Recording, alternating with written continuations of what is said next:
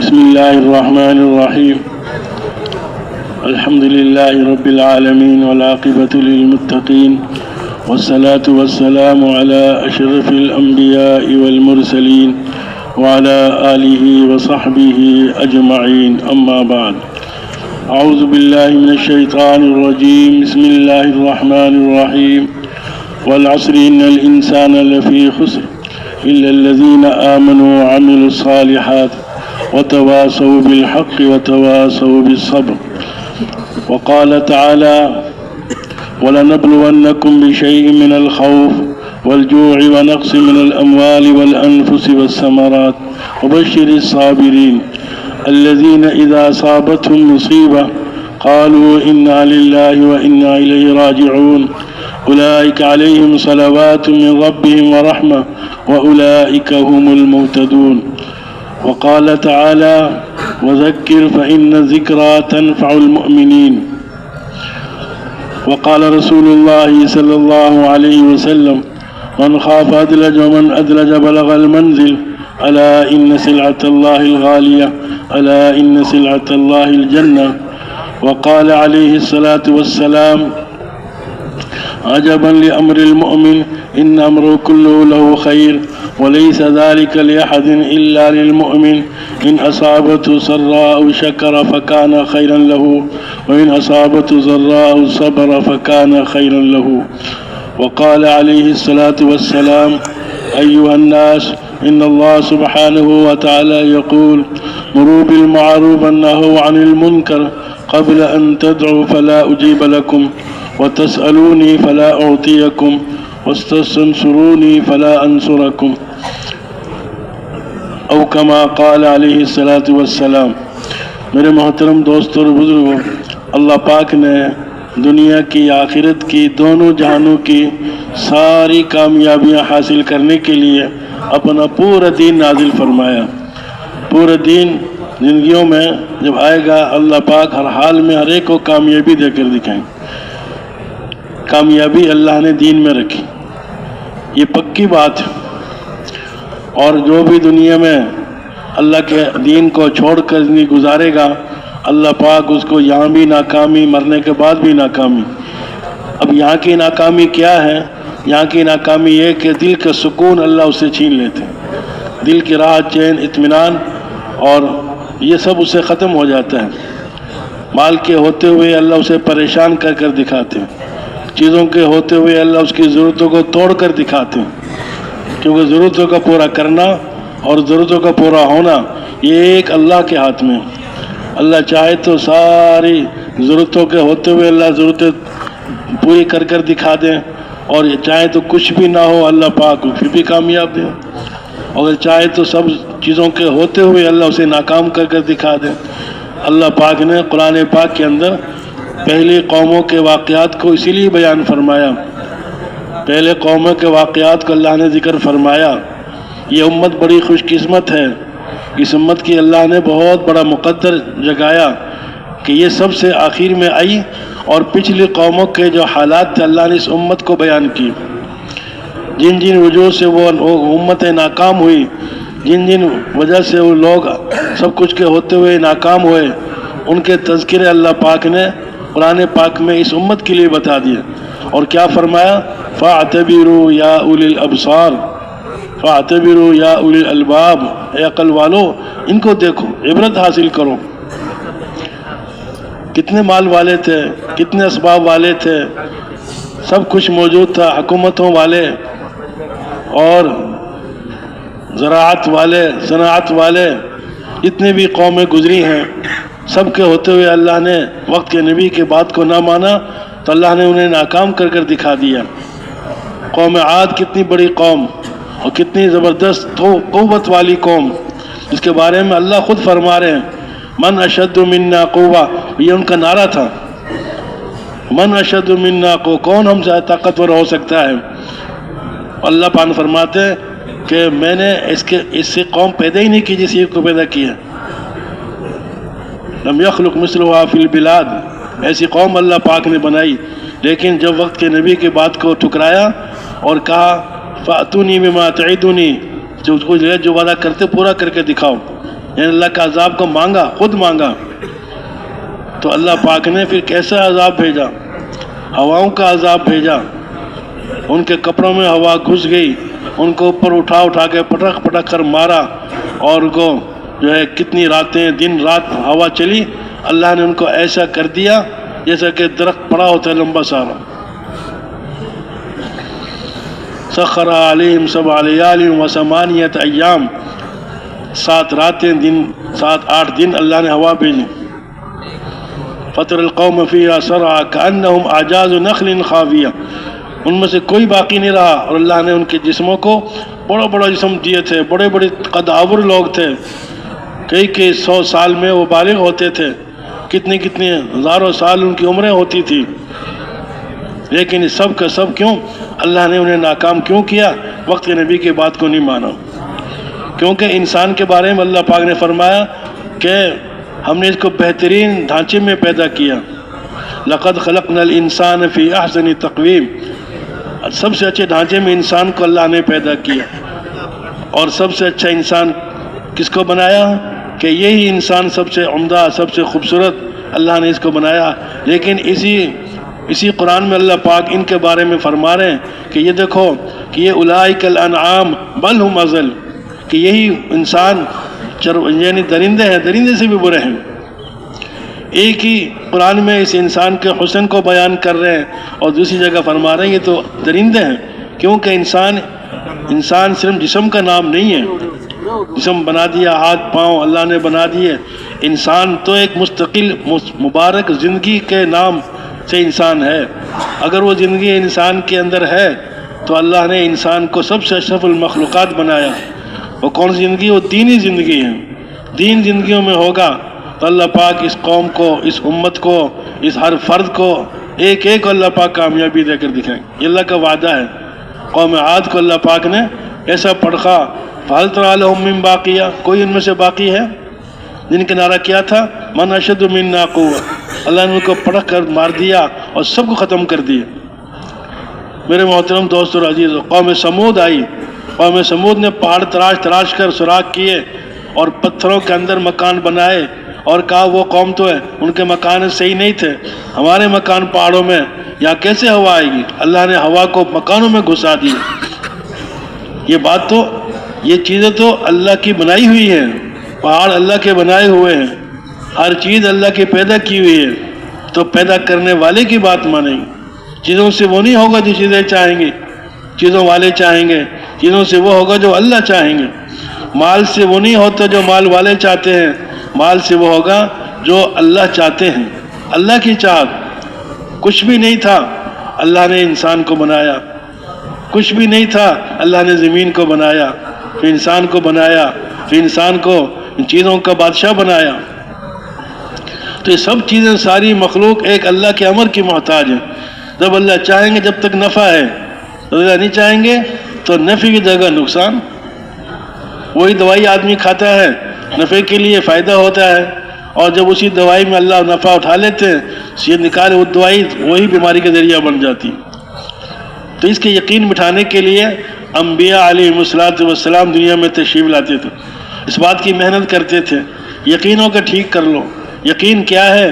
دل کا یقین ہو کہ میرا پالنے والا ایک اللہ ہے، اللہ کے ہاتھ میں سب کچھ، اللہ سب کچھ کے ہوتے ہوئے زندگی بگاڑ کر دکھا دے، اور کچھ نہ ہوتے ہوئے اللہ زندگی بنا کر دکھا دے۔ حضرت ابراہیم علیہ السلام کو حکم دیا کہ اپنے بیوی بچوں کو لے جاؤ، جہاں ہم حکم دیں وہاں چھوڑ کر آنا۔ بہت اچھا، لبیک اللہم لبیک۔ نبی تو ماننے والے ہیں، اللہ کے خلیل حضرت ابراہیم علیہ السلام تو اللہ کے حکم کے تابع دار ہیں۔ ان کا ایمان اور یقین پہاڑوں سے مضبوط ہوتا تھا، فوراً تیار ہو گئے، لے کر چلے، قریۃ الخلیل سے لے کر چلے، سواری پر چند کھجوریں، تھوڑی سی کھجوریں، پانی لے کر، بیوی دودھ پینے والے بچے کو لے کر چل رہے۔ اللہ پاک فرما رہے ہیں اور آگے چلو، اور آگے چلو، جہاں آج بیت اللہ ہے، یہاں سوکھ کے بالکل خشک پہاڑ تھے، درخت بھی نہیں تھے، کچھ بھی نہیں تھا، پلنے کا کوئی ذریعہ نہیں، زندگی گزارنے کا کوئی سامان نہیں، نہ پینے کے لیے پانی ہے، نہ کھانے کے لیے کچھ ہے، نہ دل بہلانے کے لیے کوئی اور انسان ہے، نہ کوئی مکان ہے، عورت ذات ہے، لگدگ کا میدان، نیچے زمین اوپر آسمان، کوئی پلنے کا کوئی دل بہلانے والا نہیں. یہاں فرمایا کہ یہاں چھوڑو اور چلو. لبیک اللہم لبیک، اللہ میں حاضر ہوں. اب حضرت ابراہیم علیہ السلام تو اللہ کی بات کو ماننے والے، اللہ کے خلیل ہیں. جب چھوڑ کر جانے لگے، بیوی صاحبہ نے پوچھا ہمیں یہاں کیوں چھوڑ کر جا رہے ہو، ہمیں کس کے حوالے کر کر جا رہے ہو؟ بولنے کی بھی اجازت نہیں. اللہ کے راستے میں چھوڑ کر آنا اور پھر بتانا بھی نہیں کیوں جا رہے ہو، کہاں جا رہے ہو، ہمیں کیوں چھوڑ کر جا رہے ہو، اس کی اجازت بھی نہیں. کتنی بڑی آزمائش. مائی صاحبہ نے پوچھا کیوں چھوڑ کر جا رہے ہو، خاموش. پھر پوچھا، پھر کہا کہ کیا اللہ نے آپ کو اس کا حکم دیا ہمیں چھوڑ کر جاؤ؟ اللہ امرک، اللہ نے آپ کو حکم دیا ہے؟ پھر سر سے اشارہ کیا کہ ہاں اللہ نے مجھے حکم دیا ہے. مائی صاحبہ نے کیا کہا؟ فَإِذًا لَا يُضَيِّعُونَ اللَّهَ، پھر اللہ ہمیں ضائع نہیں کریں گے. اللہ نے حکم دیا ہے، اللہ ہمیں ضائع نہیں کریں گے. یہ تھا ایمان. اسباب پڑھنے کے کچھ نہیں ہے، لیکن جب چلے گئے، چند دن گزرے، کھجوریں ختم ہو گئی، پانی تھا پانی بھی ختم ہو گیا. اب ماں اپنی تکلیف، اپنی بھوک پیاس تو جہاں تک ہو سکتا ہے برداشت کرتی ہے، لیکن اپنے چھوٹے دودھ پینے والے بچے کی تکلیف کو ماں برداشت نہیں کر سکتی. اس کا اندازہ صرف اور صرف ماں ہی سمجھ سکتی. ماں کو پتہ ہے کہ بچے کی تکلیف کتنی بڑی ہوتی ہے. اب بچہ رونے لگا، ماں نے دودھ پلایا. ایک وقت آیا کہ وہ جو پانی بھی نہیں ملے گا، ماں کو خوراک بھی نہیں ملے گی، تو ماں کی شادی سے دودھ ختم ہو گیا. اب بچہ رو رہا ہے، اب ماں پریشان ہے، کیا کرے، کس سے کہیں، کون ہے یہاں، کوئی بھی نہیں. تو اب جب محبت نے ستایا تو کھڑی ہو کر وہ صفا مروہ دو پہاڑ کے درمیان ایک جگہ ہے، وہاں سے چکر لگاتی ہے. کوئی نظر آ جائے، کوئی قافلہ آتا ہوا نظر آ جائے، کوئی انسان نظر آ جائے، کوئی پانی کسی سے گھونٹ پانی کا مل جائے، کچھ کھجوریں مل جائیں، کچھ بھی نہیں ملا. کبھی صفا پہ جاتی ہیں، کبھی مروہ پر جاتی ہیں. جب بچہ اوجھل ہو جاتا ہے نظر سے، تو وہاں سے دوڑ کر آگے چلی جاتی ہیں تاکہ بچے کی بھی نگاہ ہو اور میرا چکر بھی اور تلاش بھی پوری ہو. 7 چکر لگائے. یہ اللہ سب کچھ دیکھ رہے ہیں، اللہ سب کچھ دیکھ رہے ہیں.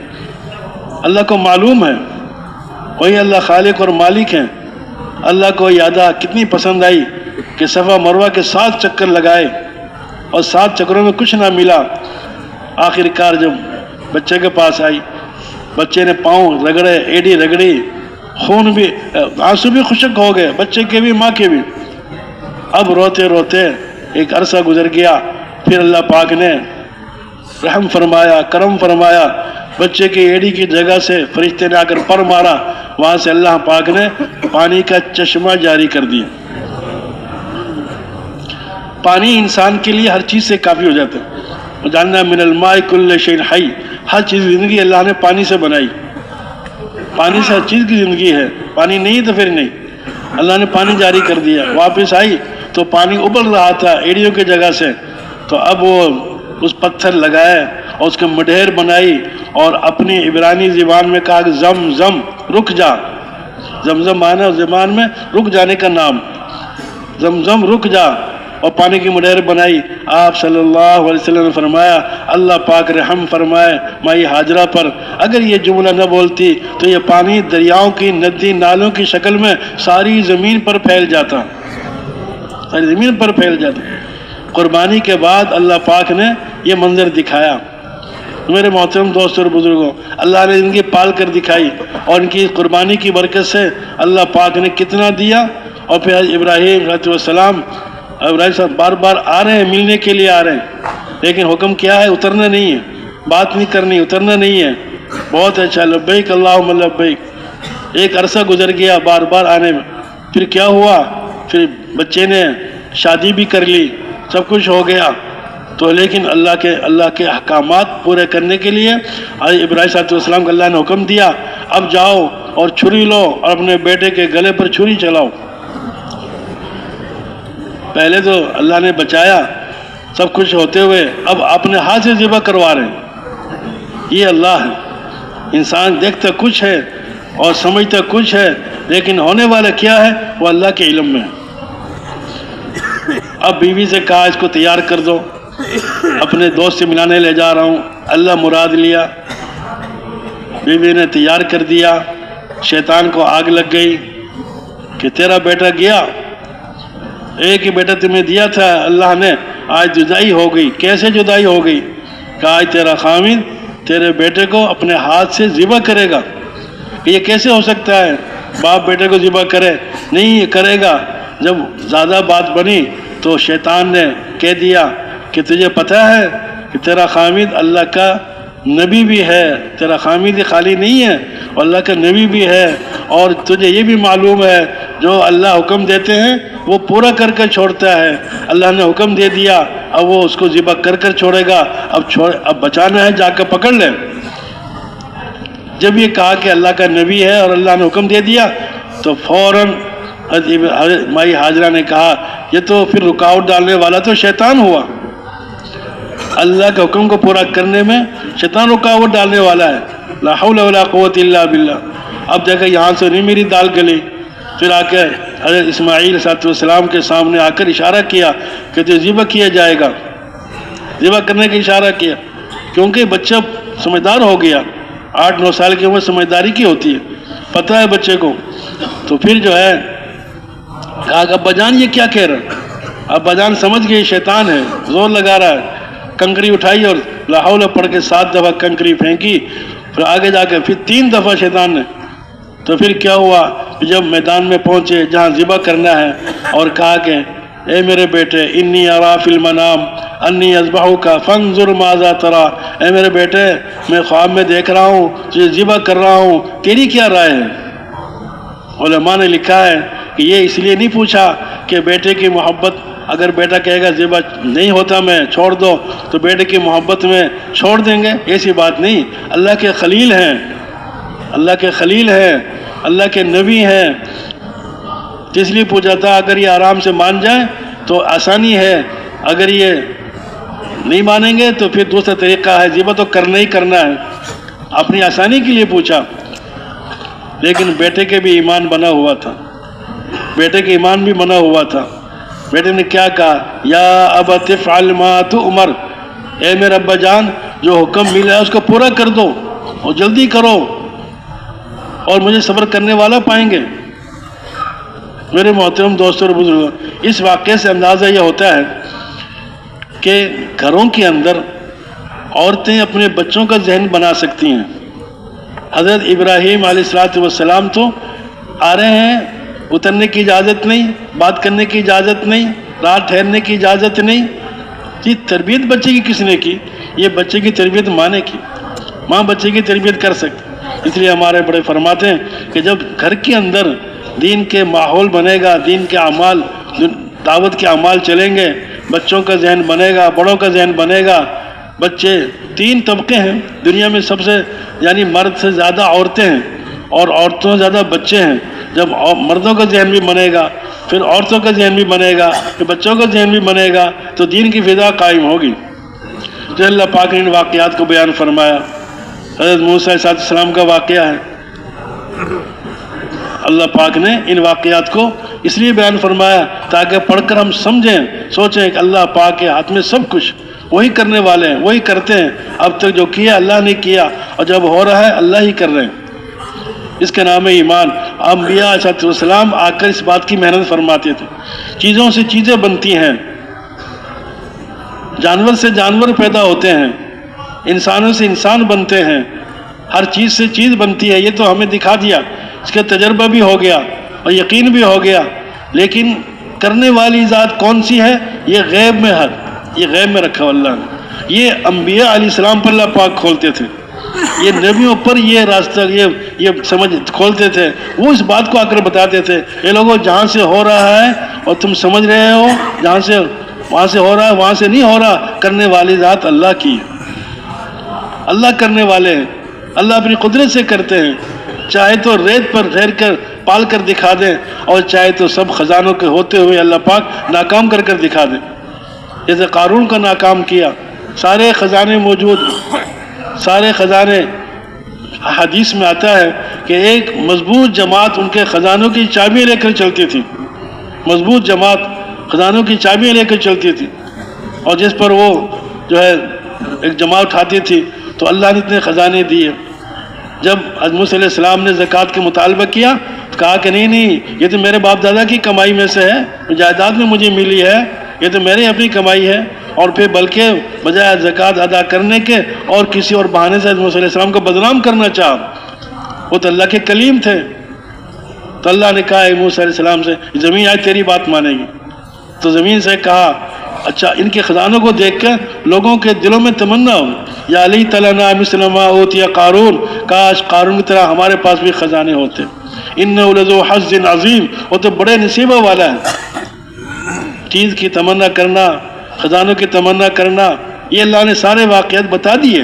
آج دنیا میں لوگ کہتے ہیں فلاں کے بعد اتنا مل گیا، فلاں نے یہ کر لیا، اس نے یہ کر لیا، ہمارے پاس بھی مال ہوتا، ہمارے پاس بھی اسباب ہوتے، ہمارے پاس بھی چیزیں ہوتی۔ میرے محترم دوستوں اور بزرگوں، اگر یہ مال اچھی چیز ہوتی تو سب سے برکت کی چیز، سب سے برکت والے انسان نبیوں کے بعد تو صحابہ تھے، انبیاء علیہ السلام تھے، اللہ ان کو دیتا۔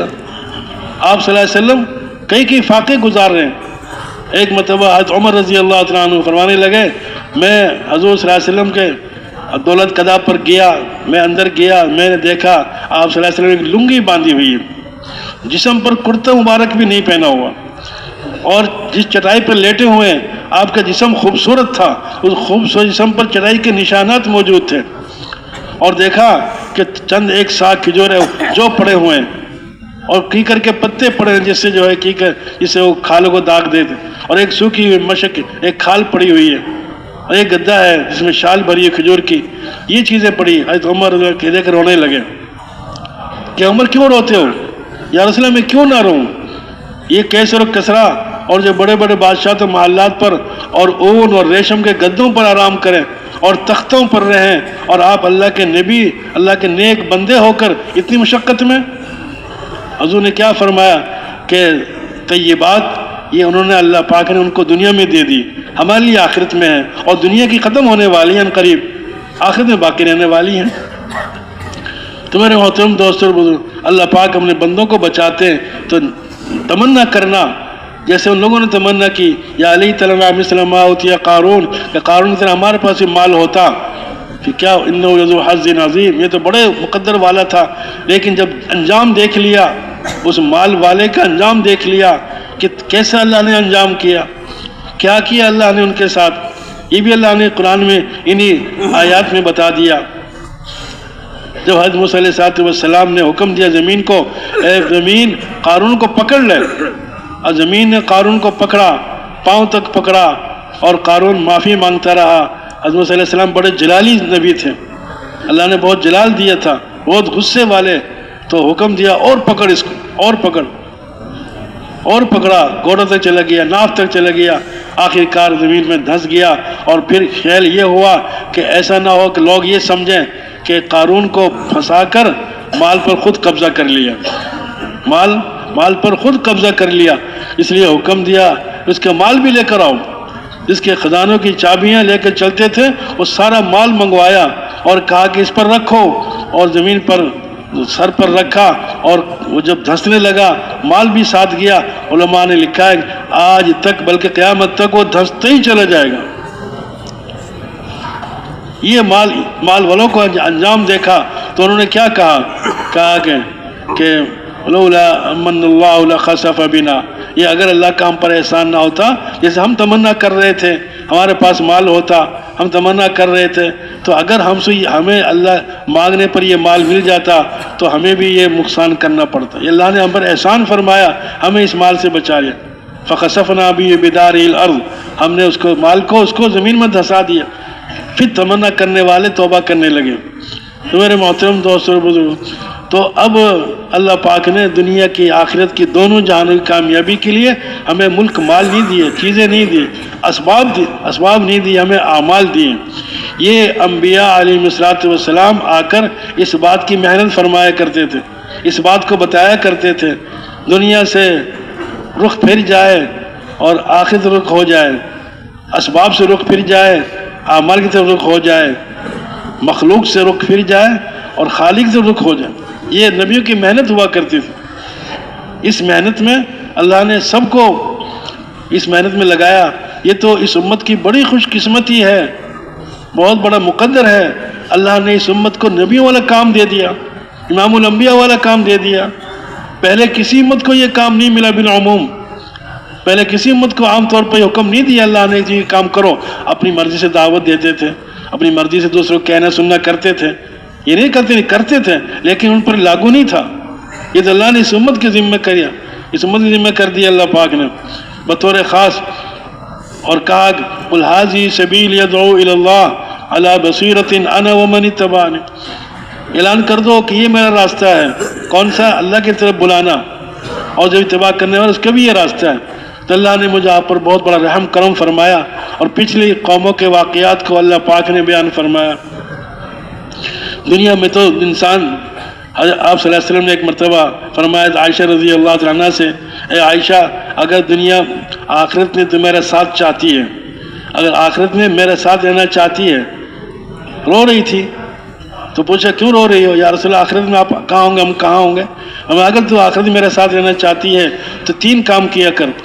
تیرے پاس اتنا مال ہونا کافی ہے کہ جتنا جو ہے ایک راہ گزر مسافر کے پاس مال ہوتا ہے.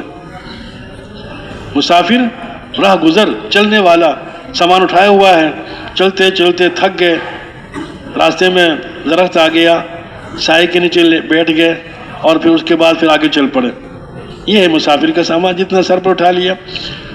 دوسرا فرمایا کہ امیر لوگوں کے عورتوں کے پاس کم بیٹھا کرو، قربا کے پاس بیٹھنا. اور تیسرا فرمایا کہ جب تک کپڑے میں پیمند نہ لگ جائے اس کو پرانا مت سمجھنا. یہ آپ نے فرمایا. یہ ان کے لیے نہیں ہے، ہمارے سب کے لیے ہے، ہمارے سب کے لیے ہے. کم سے کم مال ہو، کم سے کم جتنا مال کم ہوگا اتنے ہی اللہ پاک قیامت میں حساب تھوڑا لیں گے. جو آدمی اللہ کے دیے ہوئے مال پر صبر کر جاتا ہے تو پھر اللہ اس کے تھوڑے عمل پر راضی ہو جاتے ہیں. آج اس دور کے بعد تعلیم میں پڑھا جا رہا تھا کہ مال کوئی اچھی چیز نہیں ہوتی، مال تو بہت بری چیز. بہرحال تو جب آدمی اللہ کے اوامر کو پورا کرتا ہے اللہ خوش ہو کر زندگی میں اور اللہ دنیا میں پال کر دکھاتے ہیں. اور کیسا پالتے ہیں؟ جیسے کہ اپنے حدیث پاک میں آتا ہے کہ اگر تم اللہ پر توکل کرو گے، جیسا توکل کرنے کا حق ہے، تو اللہ پاک کیسا پالیں گے؟ یرزق الطیر، جیسے پرندوں کو پالتے ہیں، تغدو خماسا و تروح بطانا، کہ وہ پرندہ جو ہے خالی پیٹ اڑتا ہے، گھونسلے سے پر مارتا ہے اور شام کو پیٹ بھر کر گھر واپس آتا ہے. کوئی دکان نہیں، کوئی ملازمت نہیں، کچھ نہیں. تو میرے محترم دوستوں اور بزرگوں، اللہ پاک نے پچھلی قوموں کے واقعات کو اس لیے بیان فرمایا تاکہ ہم سمجھیں اللہ کی ذات سب کچھ کرنے والی ہے. حکیم لقمان نے اپنے بیٹوں کو، بہت مشہور ہیں، نبوت نہیں ملی لیکن اللہ نے حکمت سے مالا مال کیا. قرآن میں ان کے تذکرے کیے، ان کے نام کی پوری صورت اللہ نے قرآن میں نازل فرمائی. تو حکیم لقمان نے اپنے بہت سارے نصائح اللہ نے قرآن پاک میں اور حدیث کی کتابوں میں ان کی نصیحتیں بہت ساری اللہ نے یعنی بیان کی ہیں. تو اتنے بعد اپنے موت کے وقت قریب آ گیا، مرنے لگے. اپنے بیٹوں سے کہا میرے بیٹوں میں نے تمہیں بہت نصیحتیں کی ہیں، اب میں دنیا سے جا رہا ہوں، اب 5-6 نصیحتیں اور سن لو، یہ غور سے سنو اور عمل کرو. بیٹوں نے بڑے شوق سے سنا ابا جان کیا فرما رہے ہیں. اور موت کے وقت کی نصیحت تو ہر ایک کو جو ہے پسند اور توجہ سنتے کیا کرنے لگے. تو اب سب کو بلایا بیٹوں کو اور نصیحت کی. پہلی نصیحت کیا کی کہ میرے بیٹوں جتنا دنیا میں رہنا ہے اتنی دنیا کے لیے محنت کرو. یہ دنیا میں جتنا رہنا ہے، اب کتنا رہنا ہے کسی کو پتہ نہیں کتنا رہنا، کس وقت موت آ جائے، کس وقت بلاوا آ جائے، کس وقت چھوڑنا پڑ جائے. ایک واقعہ آتا ہے کتابوں میں، ایک بادشاہ نے سفر کیا اور وہ شکار کے لیے نکلا اور اپنے خدام سے، نوکروں سے کہا سب سے اچھا گھوڑا لاؤ میرے لیے. اب گھوڑا تلاش کیا، سارے گھوڑوں میں سے کافی مشکل کے بعد ایک گھوڑا پسند آیا پھر کہا میرے لیے جوڑے لاؤ. جوڑوں میں جو اچھے جوڑے تھے وہ تلاش کیے, وہ لے کر چلے اور اس کے بعد سفر شروع کیا. چلتے چلتے راستے میں ایک سفید پوش, سفید داڑھی, سفید کپڑے ایک بہت بڑے بزرگ ملے اور کہا کہ بادشاہ میری بات سن کر جاؤ.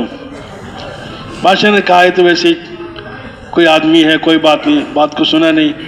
پھر آواز دی کہ بادشاہ میری بات کو سن کر جاؤ, آج تک میری بات کو سننے سے کوئی انکار نہیں کر سکا. یہ بھی بات کہی, بادشاہ کے دل میں خوف آیا, کہا کہ میری بات کو سن کے جاؤ. اب بادشاہ نے مجبور ہو کر گھوڑے کی لگام ادھر موڑی اور ادھر گیا ان کے پاس اور کہا کہ ہاں بڑے میاں بتاؤ کیا بتاتے ہو. کہا کہ میری بات کان میں کی جا سکتی, بڑی اہم بات ہے, کان میرے قریب کرو.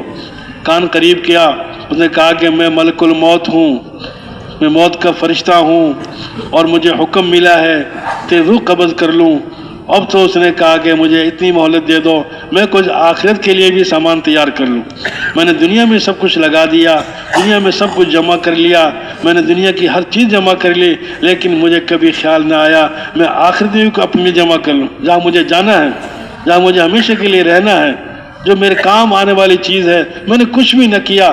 اس نے بڑے میاں نے کہا, ملک الموت نے کہا افسوس ہے تیرے اوپر, تجھے کتنے موقع اللہ نے دیے, کتنے موقع دیے, لیکن اب کوئی موقع نہیں. اور جان نکالی, گھوڑے سے نیچے گر گیا. یہ تو زندگی انسان کی یہ ہے موت, یہ دنیا کی زندگی اتنی سی ہے, بس کس وقت میں کیا حال ہو, کب خاتمہ ہو جائے زندگی کا کسی کو پتہ نہیں, ایک پل کا پتہ نہیں. کسی توبہ کرنے میں دیر نہیں کرنی چاہیے, معافی مانگنے میں دیر نہیں کرنی چاہیے. شیطان انسان کو امیدیں دلاتا رہتا ہے, شیطان انسان کو امیدیں دلا کر پیچھے کرتا رہتا ہے. پھر توبہ کر لینا, پھر معافی مانگ لینا, پھر توبہ کر لینا, لیکن یہ پتہ نہیں, شیطان کو تو پتہ ہے, شیطان کو پتہ ہے کہ یہ غافل ہوگا, موت کس وقت بھی آ سکتی ہے. تو دوسری نصیحت حضرت لقمان نے اپنے بیٹوں سے یہ کی کہ بیٹو جتنا آخرت میں رہنا ہے اس کے اعتبار سے آخرت کی تیاری کرو. اب آخرت میں ہمیشہ کے لیے رہنا ہے, جنت والے ہمیشہ جنت میں جائیں گے, کبھی ختم نہیں ہوگا, کروڑوں خربوں اربوں سال گزر جائیں گے, کبھی جنت کی نعمتیں اور جنت ختم نہیں ہوگی. اور اگر جہنم, اللہ معاف فرمائے, اگر جہنم کے اندر چلا گیا تو وہاں ہمیشہ کے لیے رہنا ہے, کبھی نکلنا نہیں. اگر بغیر ایمان کے چلا گیا پھر تو سوال ہی پیدا نہیں ہوتا, پھر تو خربوں سال جہنم میں جلنا پڑے گا. کتابوں میں آتا ہے کہ جب جنت والے جنت میں چلے جائیں گے اور جہنم والے جہنم میں چلے جائیں گے تو اللہ پاک حکم دیں گے جبریل امین کو, جاؤ آج موت کو ذبح کر کر آؤ, موت کو ذبح کر کر آؤ. شکل کیا ہوگی, ایک میڈا لایا جائے گا, دمبا, اور اس کو جنت اور جہنم والوں کے درمیان میں ایسی جگہ پر کہ سارے جنتی اس کو دیکھ رہے ہوں گے اور سارے جہنمی اس کو دیکھ رہے ہوں گے. اور پھر اللہ کی شان, ہر ایک کے دل میں اللہ ہی ڈالنے والے ہیں, اللہ پاک ہر ایک کے دل میں ڈالیں گے یہ دمبا نہیں ہے, یہ موت ہے, موت. پھر اعلان کر کے جبریل امین پوچھیں گے اے جنت والو تمہیں خبر ہے میرے ہاتھ میں کیا ہے, کہیں گے یہ موت ہے. اے جہنم والو تمہیں خبر ہے میرے ہاتھ میں کیا ہے, کہیں گے یہ موت ہے. پھر اس کو ذبح کیا جائے گا, سب جنت والے دیکھ رہے ہوں گے اور جہنم والے دیکھ رہے ہوں گے, تو اس کو موت کو ذبح کر دیا جائے گا اور اعلان ہوگا اے جنت والو خوشخبری ہو تمہارے لیے, مبارک ہو, آج موت کو بھی موت آ گئی. اب موت نہیں آئے گی, اب موت ختم ہو گئی. اے جہنم والو تمہیں بھی مبارک ہو, تمہارے لیے ہمیشہ کے لیے فیصلہ ہو گیا, آج کوئی موت نہیں آئے گی, آج موت کو بھی موت آ گئی.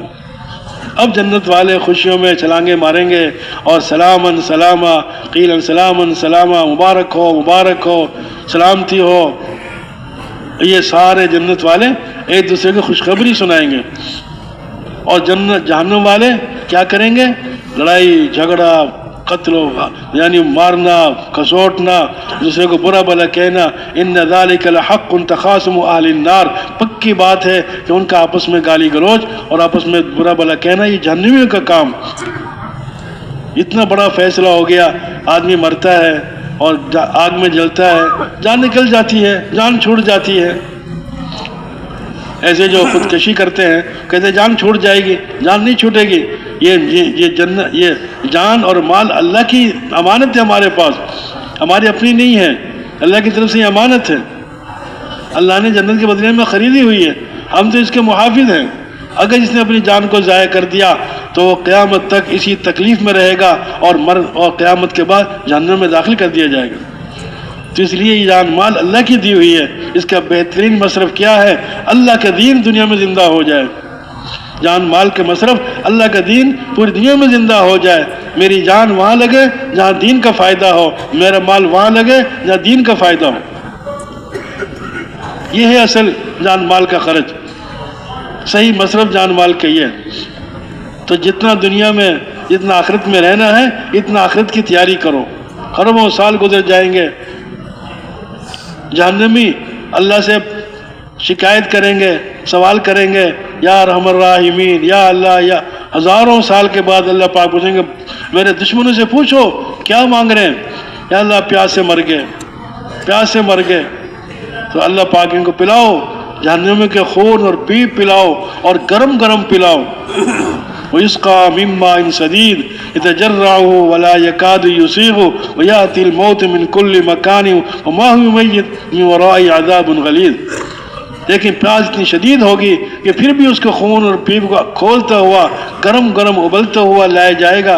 جب اس کو بھی پی جائیں گے اور لیکن پینے سے پہلے جب منہ کو لگائیں گے نیچے کا ہونٹ ناف تک آ جائے گا اور اوپر کا ہونٹ گدی تک پیچھے آ جائے گا، لیکن پھر بھی پئیں گے وہ، کیونکہ پیاس شدید ہوگی. اور جب پئیں گے تو ان کی آنتڑیاں نکل کر باہر آ جائیں گے. تو میرے محترم دوستوں اور بزرگوں، آخرت میں تو بڑے عذابات، بڑی آخرت کی نعمتیں بھی ہمیشہ کے لیے اور وہاں کے عذاب بھی ہمیشہ کے لیے. طریقہ اللہ نے بتا دیا نعمتیں حاصل کرنے کا اور آنکھ کے پریشانی اور عذاب سے بچنے کا. وہ کیا ہے؟ اللہ کے اوامر کو پورا کرنا. یہی سیدھا راستہ، یہ سیدھا راستہ. وَأَنِ اعْبُدُونِي هَذَا صِرَاطٌ مُسْتَقِيمٌ، کہ اللہ کی عبادت کرنا یہ سیدھا راستہ ہے. جگہ جگہ اللہ پاک نے قرآن پاک میں فرمایا ان اللہ ربی و ربکم فاعبدوہ. یہ اللہ کی عبادت کیا ہے؟ ایک اللہ کو اکیلا مان، کوئی اللہ کے ساتھ شریک نہیں. اللہ یہ چیز کے خالق اور مالک ہے.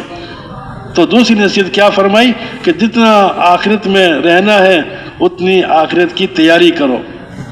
اور تیسری بات فرمائی کہ جتنا اللہ کے عذاب کو برداشت کر سکتے ہو اتنے گناہ کر لینا. اگر تمہارا دل چاہتا ہے اور گناہ کے بغیر گزارا نہیں ہوگا، جتنا آخرت کے عذاب کو برداشت کر سکتے ہو اتنا گناہ کرنا. اب کتنا برداشت کر سکتے ہیں؟ حدیث کے اندر آتا ہے، اس کا مفہوم ہے کہ دنیا کی آگ سے آخرت کی آگ 70 گنا زیادہ ہے. اتنی سخت آگ کون برداشت کر سکتے؟ ایک منٹ کے لیے بھی ہم نہیں برداشت. دنیا میں ایک منٹ کو دنیا کی آگ پر ہاتھ رکھنا چاہے نہیں رکھ سکتا. ایک منٹ تو بہت دور کی بات، آدھا منٹ بھی نہیں رکھ سکتا. اور آخرت کی آگ، آخرت کی پریشانیاں، کہتے ہیں کہ ساری دنیا کی پریشانیاں، ساری دنیا کے دکھ درد اور ساری دنیا والوں کے حالات بگڑے ہوئے سب اکٹھے کر لیں تو جو اللہ جہنمی کو حالات دیں گے اور جہنمی میں جو عذاب ہوگا وہ ایک ذرہ، اس کے مقابلے میں ایک ذرہ ہے. ایک ذرے کی مقدار بھی نہیں ہے ساری دنیا کے انسانوں کی ساری پریشانیاں. جہنم کی تکلیفوں کے ایک ذرہ بھی، ایک ذرے سے بھی کم ہے. تو آخرت میں کتنا زیادہ ہوگا. تو اس لیے آخرت میں ہمیشہ رہنا ہے. اور پھر جتنا اللہ کا آخرت کو برداشت کر سکتے ہیں، آخرت کے عذاب کو برداشت کر سکتے ہیں، اپنے نفس سے پوچھ لو یہ گناہ کر لو، اگر برداشت کر سکتے تو کر لو. کون برداشت؟ کوئی بھی نہیں برداشت کر سکتا. اور ایک نصیحت یہ فرمائی کہ اگر تمہیں گناہ کرنا ہی ہے، اگر گناہ کے بغیر گزارا نہیں ہے تو گناہ وہاں کرنا جہاں تجھے کوئی نہ دیکھے. یا کوئی نہ دیکھے وہاں گناہ کرنا. اب گناہ کرنے کے لیے آدمی کہاں جائے گا؟ دنیا میں تو آدمی کہیں نہ کہیں آدمی چھپ جاتا ہے، لیکن اللہ سے تو کہیں چھپ نہیں سکتا. ایک واقعہ کتابوں میں آتا ہے، ایک پیر صاحب نے اپنے مریدین سے کہا کہ میں ایک مرغی دی اور کہا کہ اس کو چھری لو، اس کو وہاں ذبح کر کر آؤ جہاں کوئی نہ دیکھے. اب سارے مریدین ذبح کر آ گئے. ایک مرید تھا وہ لے کے زندہ لے کر آ گیا, چھری زندہ لے کر آ گیا, چھری کو اور مرغی کو. اب سب اس کو دیکھ کے ہنس رہے, اس پاگل کو جگہ کیوں نہیں ملی ذبح کرنے کی. اسے پوچھا کہ تم نے کہاں ذبح کی؟ جی میں نے کمرے کے اندر بڑھ کے. تو نے کہاں ذبح کی؟ میں نے چھت پر چڑھ کے. تم نے کہاں ذبح کی؟ میں نے فصل میں جا کر. کسی دیکھا تو کسی نے نہیں دیکھا. جو زندہ لے کر آئے تھے اسے تجھے کی جگہ ملی نہیں, کیا بات ہے؟ کہ لے جی آپ نے فرمایا تھا جہاں کوئی نہ دیکھے. میں کمرے میں گیا اللہ موجود تھا, میں چھت پہ گیا اللہ دیکھ رہا تھا, میں فصل میں گیا اللہ دیکھ رہا تھا, میں جنگل میں گیا اللہ دیکھ رہا تھا. تو جہاں بھی جاؤں اللہ دیکھ رہا تھا. تو اللہ کے دیکھنے کی وجہ سے, اور آپ نے یہ حکم فرمایا تھا نہ کوئی بھی نہ دیکھے اللہ, تو اللہ دیکھ رہے تھے, مجھے زندہ لے کر آ گیا, جگہ نہیں ملی. تو اللہ سے کوئی چیز مخفی نہیں ہو سکتی. وَلَوْ كُنْتُ فِي بُرُوجٍ مُشَيَّدَةٍ, ہر جگہ موت آئے گی, چاہے تم قلعوں میں بند ہو جاؤ. تو جہاں بھی ہوں گے تیسرا اللہ, اکیلا ہوگا دوسرا اللہ, دو ہوں گے تیسرا اللہ, تین ہوں گے چوتھا اللہ, ہر جگہ اللہ موجود. کوئی لمحہ لا تأخذه سنة ولا نوم, کوئی لمحہ ایسا نہیں کہ اللہ غائب ہو. نوز, اللہ کو اونگ نہیں آتی, نیند نہیں آتی نہ دن. یہ تو انسان کی صفت ہے. اللہ خود, اللہ سلاتے ہیں سوتے نہیں, اللہ کھلاتے ہیں کھاتے نہیں, اللہ انسان کو حالات دیتے ہیں لیکن خود حالات سے پاک ہیں, خود ہر چیز سے پاک ہیں. ہر وقت ہر جگہ اللہ پاک ہمارے ساتھ دیکھ رہے ہیں, سن رہے ہیں. قیامت میں اللہ پاک کہیں گے میرے بندے دنیا میں تم میری نافرمانی کرتے رہے, میں دیکھتا رہا, میں نے کسی کو دخل اندازی نہیں کی, میں نے کسی سے کچھ نہیں کہا, میں منع نہیں کیا میں نے, لیکن تم پھر بھی میری نافرمانی کرتے رہے. آج تم خاموش میں بولوں. تو میرے محترم دوستوں اور بزرگوں, جتنا دنیا کے اندر آدمی اللہ کے اوامر کو پورا کرے گا اتنا آخرت میں راحت. ان احسنتم احسنتم لانفسکم وان اسأتم فلہا, اچھا کرے گا اپنے لیے, برا کرے گا اپنے لیے. اللہ ظلم نہیں کرتے. وما ربک بظلام للعبید, اللہ ذرہ برابر ظلم نہیں کرتے. جو کچھ کیا انسان اپنے ہاتھوں سے کر رہا ہے. تو یہ حکیم لقمان نے نصیحت کی, ایک یہ بھی نصیحت کی کہ اے میرے بیٹو, جتنا تم اللہ کے محتاج ہو اتنی اللہ کی عبادت کرو. جتنا اللہ کے محتاج ہو اتنی اللہ کی عبادت کرو. اب اللہ کے محتاج کون نہیں ہے, کتنا نہیں ہے, ہر وقت اللہ کے محتاج. کھانے میں اللہ کے محتاج, پینے میں اللہ کے محتاج, بیٹھنے میں اللہ کے محتاج, کھڑے ہونے میں اللہ کے محتاج, دیکھنے میں اللہ کے محتاج, بولنے میں اللہ کے محتاج, پلک جھپکنے میں اللہ کے محتاج, سانس لینے میں اللہ کے محتاج. ہر لمحہ ہر گھڑی ہم اللہ کے محتاج ہیں. تو اتنی اللہ کی اطاعت, اتنی عبادت کرو جتنا تم اللہ کے محتاج ہو. اللہ کے ہر وقت محتاج ہیں. اللہ پاک جس پر فضل فرما دے بس وہی کامیاب. تو اس لیے یہ حکیم لقمان نے اپنے بیٹوں کو نصیحت فرمائی. اب یہ نصیحت ہے میرے محترم دوستوں عزیزوں, یہ ان کے بیٹوں کے لیے نہیں ہے, ہمارے لیے بھی ہیں. ہم بھی دیکھیں دنیا میں کتنا رہ رہے ہیں, کتنا ہم نے دنیا میں رہنا ہے اور کتنا وقت آخرت میں رہنا ہے. اس اعتبار سے آخرت کی تیاری, زندگیوں میں اپنے معمولات پیدا کرنا, اپنے زندگی کو سادہ بنانا, اپنی زندگی کو ایسا بنانا کہ اللہ کو پسند آ جائے. کم سے کم چیزوں میں گزارا ہو, کم سے کم چیزوں میں رہ کر زندگی بسر کر کے جانا. صحابہ نے کیا. حضرت عمر رضی اللہ کے دور کے اندر, حضرت عمر کے دور کے اندر ایک حضرت عمیر بن سعد ایک صحابی کو حمص کا, ملک شام کا گورنر بنا کر بھیجا. ایک سال یا 1.5 سال گزر گیا, وہاں سے کوئی مال نہیں آیا. طریقہ یہ ہوتا تھا کہ جس گورنر بنا کے بھیجتے تھے وہاں سے وہ زکوٰۃ صدقات امیروں سے وصول کر کے وہ مدینے کے بیت المال میں بھیجا کرتے تھے, یا وہاں غریبوں میں تقسیم کرتے تھے. اگر جو غریب زیادہ نہیں ملتے, بچ جاتے تو مال بچا تو اس کو واپس مدینہ بھیج دیتے. اب 1.5 سال گزر گیا, وہاں سے کوئی مال نہیں آیا. حضرت عمر رضی اللہ تعالیٰ عنہ نے ایک صحابی کو بھیجا, تم جاؤ ملک شام میں جاؤ اور حضرت سعد بن عمیر سے کہو کہ وہاں سے مال نہیں آ رہا, کیا بات ہے. اب وہ چلے گئے, وہاں 1 مہینہ کا غالباً سفر ہے, بہت لمبا سفر ہے, پیدل گئے. وہاں جا کر یہ بھی کہا عمر نے کہ انہیں جا کے کہنا مال نہیں آ رہا, اگر کوئی اس کا عذر کرے تو اس کو میرے پاس بلا کے لاؤ.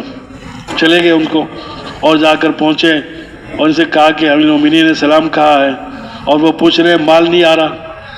کہ کون سا مال جو آپ یہاں سے وصول کرتے ہیں لوگوں سے؟ وہ مال نہیں آ رہا. کہا کہ وصول تو کرتا ہوں، جمع بھی ہوتا ہے، لیکن یہاں ضرورت مند زیادہ ہیں، محتاج، بیوہ، یتیم بچے، مسکین اتنے زیادہ ہیں کہ ان میں تقسیم ہو جاتا ہے، وہاں بیت المال میں بھیجنے کے لیے بچتے ہی نہیں ہے. اچھا المومنین نے آپ کو بلایا ہے. جب یہ کہا بلایا ہے فوراً کھڑے ہو گئے، فوراً کھڑے ہو گئے.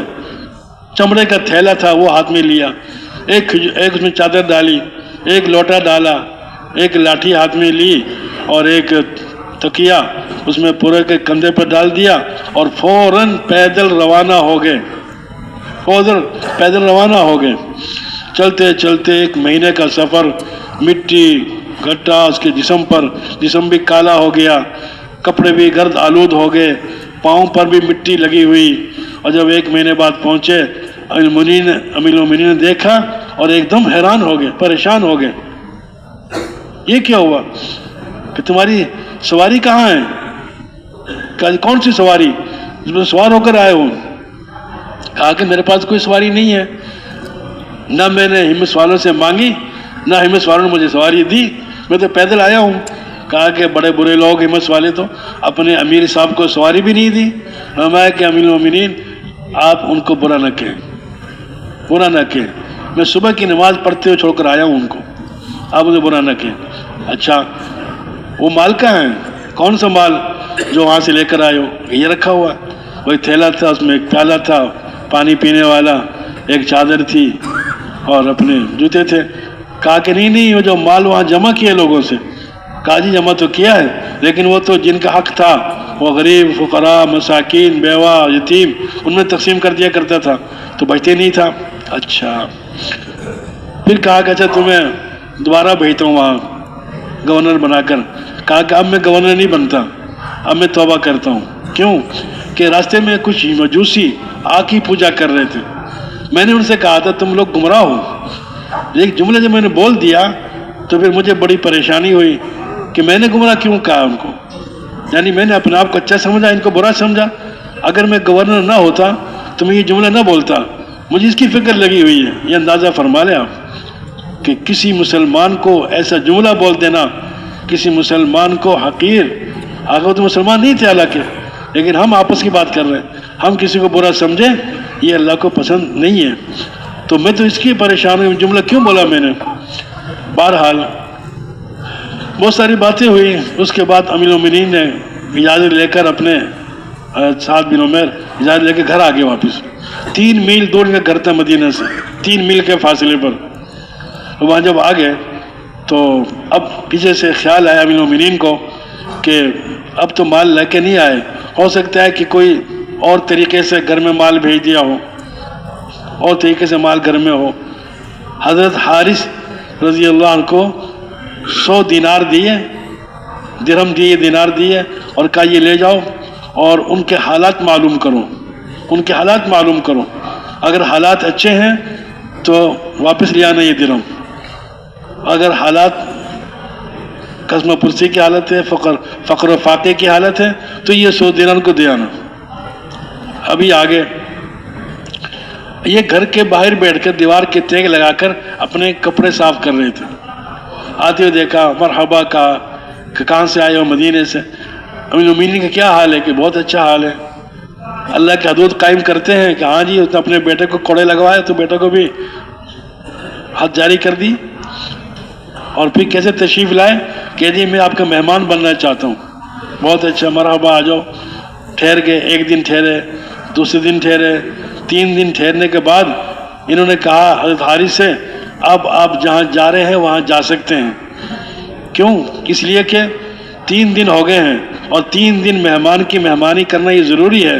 میں نے آپ کی 3 دن مہمانی کیسے کی ہے یہ مجھے پتہ ہے، یہ میرے بچوں کو پتہ ہے کہ ہم 3-4 روٹیاں پکاتے ہیں، ایک میرے لیے، ایک میری بیوی کے لیے اور ایک باندھی کے لیے، 2 میرے بچے ہیں. یہ 5 روٹیاں ہمارے گھر پکتی ہیں اور 5 روٹیاں آپ کو کھلا رہے ہیں. ہم فاقے سے رہ رہے ہیں، ہم فاقے سے رہ رہے ہیں، ہمارے گھر میں کچھ نہیں ہے. اور بھی اب آپ کو ہم نے کھلا دیا، اب چلو ہم تو برداشت کر لیں گے مزید بھی، لیکن میری بیوی، میرے بچے اور میری باندھی وہ بھوک برداشت نہیں کر سکتی، لہٰذا اب آپ واپس چلے جائیں، ہم آپ کی مہمانی اب نہیں کر سکتے۔ اچھا یہ 100 درہم دیے امیر المومنین نے آپ کے لیے، یہ لے لو۔ اب اندازہ فرمائے آپ حضرات، دیکھو کتنی محتاجی ہے، گھر میں فاقہ ہے، گھر میں کچھ نہیں ہے، اور کہہ رہے مجھے ضرورت نہیں ہے، 100 درہموں کی مجھے ضرورت نہیں ہے۔ وہ اصرار کر رہے ہیں، امیر المومنین نے دیے، لے لو، یہ کہہ رہے مجھے ضرورت نہیں ہے۔ اتنا استغنا ہے، استغنا اللہ کو بہت پسند ہے۔ اندر سے بیوی نے آواز سن لی، بیوی نے کہا اللہ کے بندے یہ امیر المومنین نے بھیجے ہیں، لینے میں کیا حرج ہے، لے لو، کام آئیں گے۔ اچھا چلو تمہاری بات مان لیتا ہوں، برتن لاؤ جس میں یہ 100 دینار رکھ لیں، 100 درہم رکھ لیں۔ اب گھر میں تلاش کیا، برتن ہی نہیں ملا، گھر میں برتن ہی نہیں ہے۔ اچھا کپڑا دے دو، جسے کپڑے میں باندھ دیں۔ اب کپڑا تلاش کیا گھر کے اندر تو کپڑا بھی نہیں ملا جس میں یہ 100 درہم باندھ لیں۔ یہ حالت ہے گھر کی۔ پھر آتا ہے کہ بیوی کے اپنے کرتے کا آگے سے دامن پھاڑا، اس کو باہر پھینکا کہ اس میں باندھ دو، اس میں باندھ دیا۔ اور پھر کیا ہوا، پھر وہ سارے درہم جو تھے، دینار تھے، درہم تھے، سارے کے سارے، کسی کو 10، کسی کو 5، کسی کو 16، کسی کو زیادہ، وہ سب غریبوں میں، مسکینوں میں، بیواؤں میں، یتیموں میں سارے تقسیم کر دیے۔ حضرت حارث فرماتے میں وہاں کھڑا تھا، مجھے بھی نہیں ملا، سارے تقسیم۔ بہرحال انہوں نے آ کر مدینے میں آئے اور مومنین کو ساری اطلاع دے دی، ساری خبر دے دی کہ یہ حال ہے۔ میں ٹھہرا، 3 دن ٹھہرا، مجھے کھانا کھلایا، لیکن خود فاقے سے گزارا، بچے بھی، خود بھی، باندھی بھی، بیوی بھی۔ اور پھر جب میں نے 100 درہم دینے چاہے تو انہوں نے انکار کر دیا، بہت اصرار پر، بیوی کے اصرار پر وہ لیے تو گھر میں برتن ہی نہیں ہے، کپڑا بھی کوئی نہیں ہے۔ بیوی نے اپنا اگلا دامن پھاڑ کر بھیجا، اس میں باندھ دو۔ جب دیے تو وہ ساری باہری خرچ کر دی، گھر میں ایک بھی نہیں لے کر آئے۔ یہ تھی صحابہ کی زندگی۔ اچھا مومنین نے کہا بلا کے لاؤ، جب بلا کے دوبارہ بلانے کے لیے آئے کہ انہیں بلا رہے ہیں، کیا ہوا کہ بس بلا رہے ہیں آپ کو۔ جب گئے پوچھا کیا ہوا، وہ درہم دیے تھے، کہتا آپ نے مجھے دے دیے تھے، میں نے لے لیے، اب میں جو چاہوں کا کروں، میں ان کا مالک بن گیا تھا۔ کہا کہ اچھا یہ تھوڑا سا ہمارے پاس آٹا آیا ہے، یہ آٹا لے لو، آٹا دے دو۔ آتا ہے کہ تقریباً حیات صحابہ میں لکھا ہے کہ 5.25 من آٹا تھا، یہ آٹا لے لو۔ اب دیکھو اندازہ فرمائے کیا کہہ رہے ہیں کہ مجھے ضرورت نہیں ہے، آٹے کی ضرورت نہیں، گھر میں کیا ہو رہا ہے، گھر میں فاقہ ہی فاقہ، بچے بھی بھوکے ہیں، بیوی بھوکی ہے، باندھی بھی، بیٹے بھی، اب لے کے کیا مجھے ضرورت نہیں ہے، بہت اصرار کی، نہیں لیا۔ پھر کہا اچھا یہ چادریں بیت المال میں میرے پاس چادریں آئی ہیں، ان چادر میں سے کوئی 2-4 چادریں لے لو، نہیں لی۔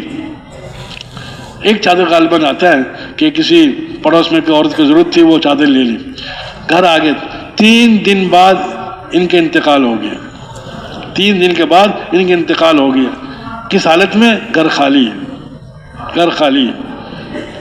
میت کو لایا گیا مسجد نبوی میں، جنت البقیع میں جنازہ رکھا گیا، جنازے کی نماز کی صفیں بن رہی تھی، امیر المومنین ننگے پاؤں صفیں درست فرما رہے تھے، اور پھر آپ نے نماز پڑھنے سے پہلے اعلان فرمایا۔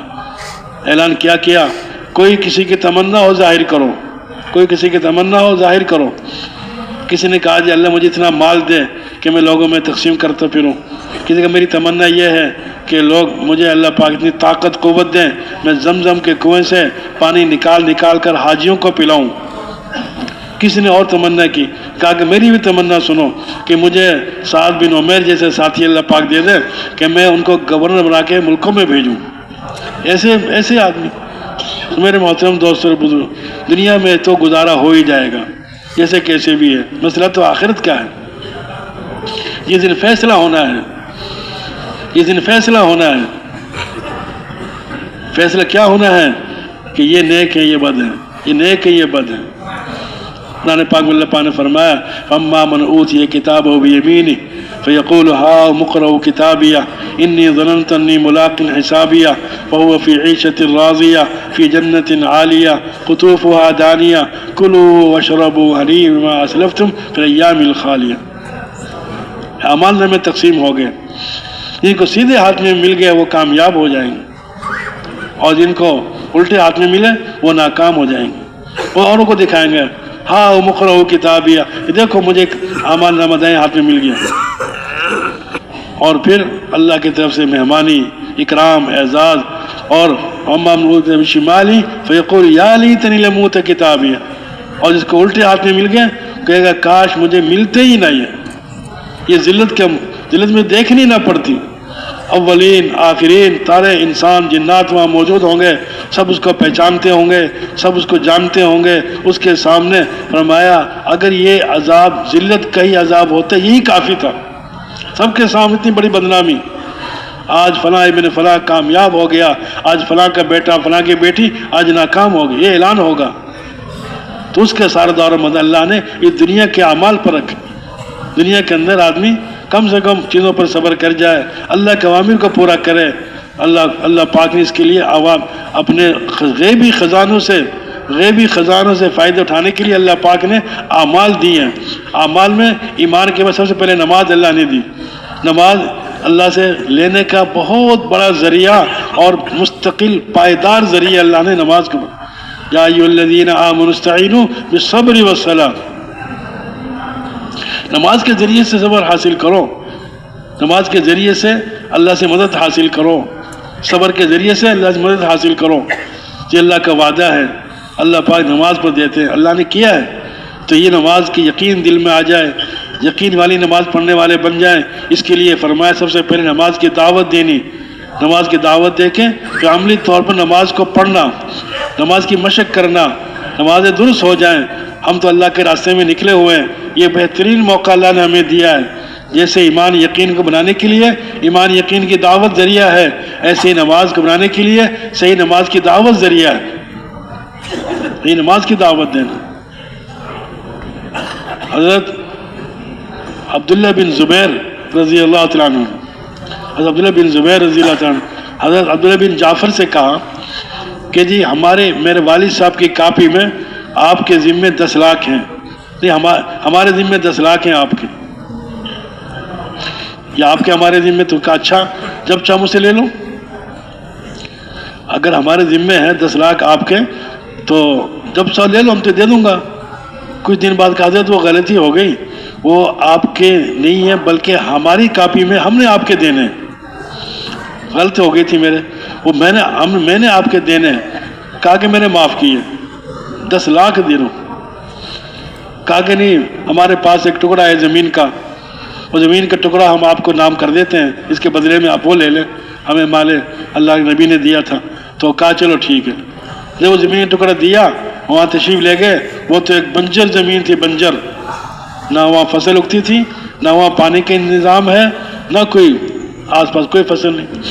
اب وہ زمین لے لی، اپنے غلام سے کہا، عبداللہ بن جعفر رضی اللہ تعالیٰ عنہ نے اپنے غلام سے کہا پانی لاؤ، لوٹے میں پانی منگوایا، مصلی منگوایا، وضو فرمایا اور نماز کی نیت باندھ لی اور نماز پڑھنے لگے، اور نماز پڑھ کے دیر تک سجدے میں پڑے رہے، اور پھر سر اٹھایا سجدے سے اور فرمایا، یہاں سے غلام سے کہا لاؤ کدال لاؤ، کدال لائے، یہاں سے اس کو کدال مارو، کدال ماری، وہاں سے اللہ پاک نے میٹھے پانی کا چشمہ جاری کر دیا۔ یہ تھی نماز۔ ایسی نماز پڑھی، اللہ سے پانی مانگ، پانی کا نام نشان نہیں تھا وہاں، شوریلا علاقہ تھا، بنجر زمین تھی، بے آباد فصل پڑی ہوئی تھی، لیکن اللہ پاک نے نماز کی برکت سے ٹھنڈا میٹھا چشمہ وہاں سے پانی کا جاری کر دیا۔ حضرت انس رضی اللہ تعالیٰ عنہ نے ان کے غلام نے آ کر بتایا، حضرت فصل سوکھ رہی ہے، باغ خشک ہو گیا اور پانی نہیں ہے، بارش نہیں ہے، درخت سوکھ رہے ہیں۔ اچھا چلو، وہاں گئے، پانی منگوایا اور مصلی بچھایا، نماز کی 2 رکعتیں پڑھی اور کہا کہ دیکھو کچھ بارش کے آثار نظر آ رہے ہیں؟ غلام نے جا کر دیکھا کوئی بارش کے آثار نہیں ہے۔ پھر کہا، پھر 2 رکعت پڑھی، پھر کہا اب دیکھو۔ اچھا یہاں سے بات سمجھ میں یہ بات آتی ہے کہ اللہ کے وعدے حق اور سچ ہیں۔ وَاسْتَعِينُوا بِالصَّبْرِ وَالصَّلَاةِ، نماز کے صبر حاصل کرو، یہ اللہ کا وعدہ حق ہے، سچ ہے، اللہ پاک کرتے ہیں، اللہ نے کیا ہے، تو اس لیے نماز دوبارہ پڑھی۔ ہم کیا کرتے ہیں، صلاۃ حاجات پڑھ لی، اب دیکھا کہ کام نہیں ہوا، چلو چھوڑ دیا، ہمارا کام تو یہ تھا، باقی اللہ خود ہی کریں گے۔ نہیں، وہ لوگ اللہ سے کروانا جانتے تھے، کیسے کروایا جاتا ہے، کیسے اللہ سے اپنی بات کو منوانا پڑتا ہے، وہ کیسے، پھر نماز پڑھی، پھر نماز پڑھی، پھر نماز پڑھی، کتنی مرتبہ نماز پڑھی، اور ہر مرتبہ دیکھتے رہے کوئی بادل کی آثار، کوئی بارش کے آثار نظر آ رہے ہیں کہ نہیں آ رہے، لیکن کوئی آثار نہیں ہے۔ آخر کار پھر غلام نے بتایا کہ ایک پرندے کے پر کے برابر بادل نظر آیا ہے، پرندے کے پر کے برابر۔ اب اس جو پر کے برابر بادل تھا وہ آگے بڑھا اور باغ پر آیا اور پھیلا، اور اس کی جو ہے وہ بادل بنا اور بارش برسی اور موسیدھار بارش ہوئی، اور پھر اپنے غلام سے کہا اب دیکھو، گھوڑے پر سوار ہو جاؤ، جا کے دیکھو یہ بارش کتنی دور تک ہے، میرے باغ تک ہے یا باغ سے باہر بھی بارش گئی ہوئی ہے؟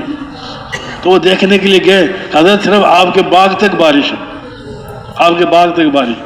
میرے محترم دوستوں اور بزرگوں، یہ ہے نماز، ایسی نماز بن جائے، اور ہم اللہ کے راستے میں چل رہے ہیں، نکلنے کے زمانے میں ایسی نماز بن سکتی ہے محنت کرنے سے۔ حضرت جی مولوی صاحب علیہ فرمایا کرتے تھے، بڑے سنتے ہیں کہ اگر تمہیں روزانہ 500 رکعات بھی پڑھنی پڑیں تو 500 رکعات پڑھو اور اپنی نمازوں کو بناؤ، اس لیے کہ اس کے بغیر گزارا نہیں ہوگا۔ اگر ہماری نمازیں بن گئی، ہم مقام پر جا کر جہاں بھی جائیں گے 2 رکعت نماز پڑھی، اللہ سے مانگ لیا۔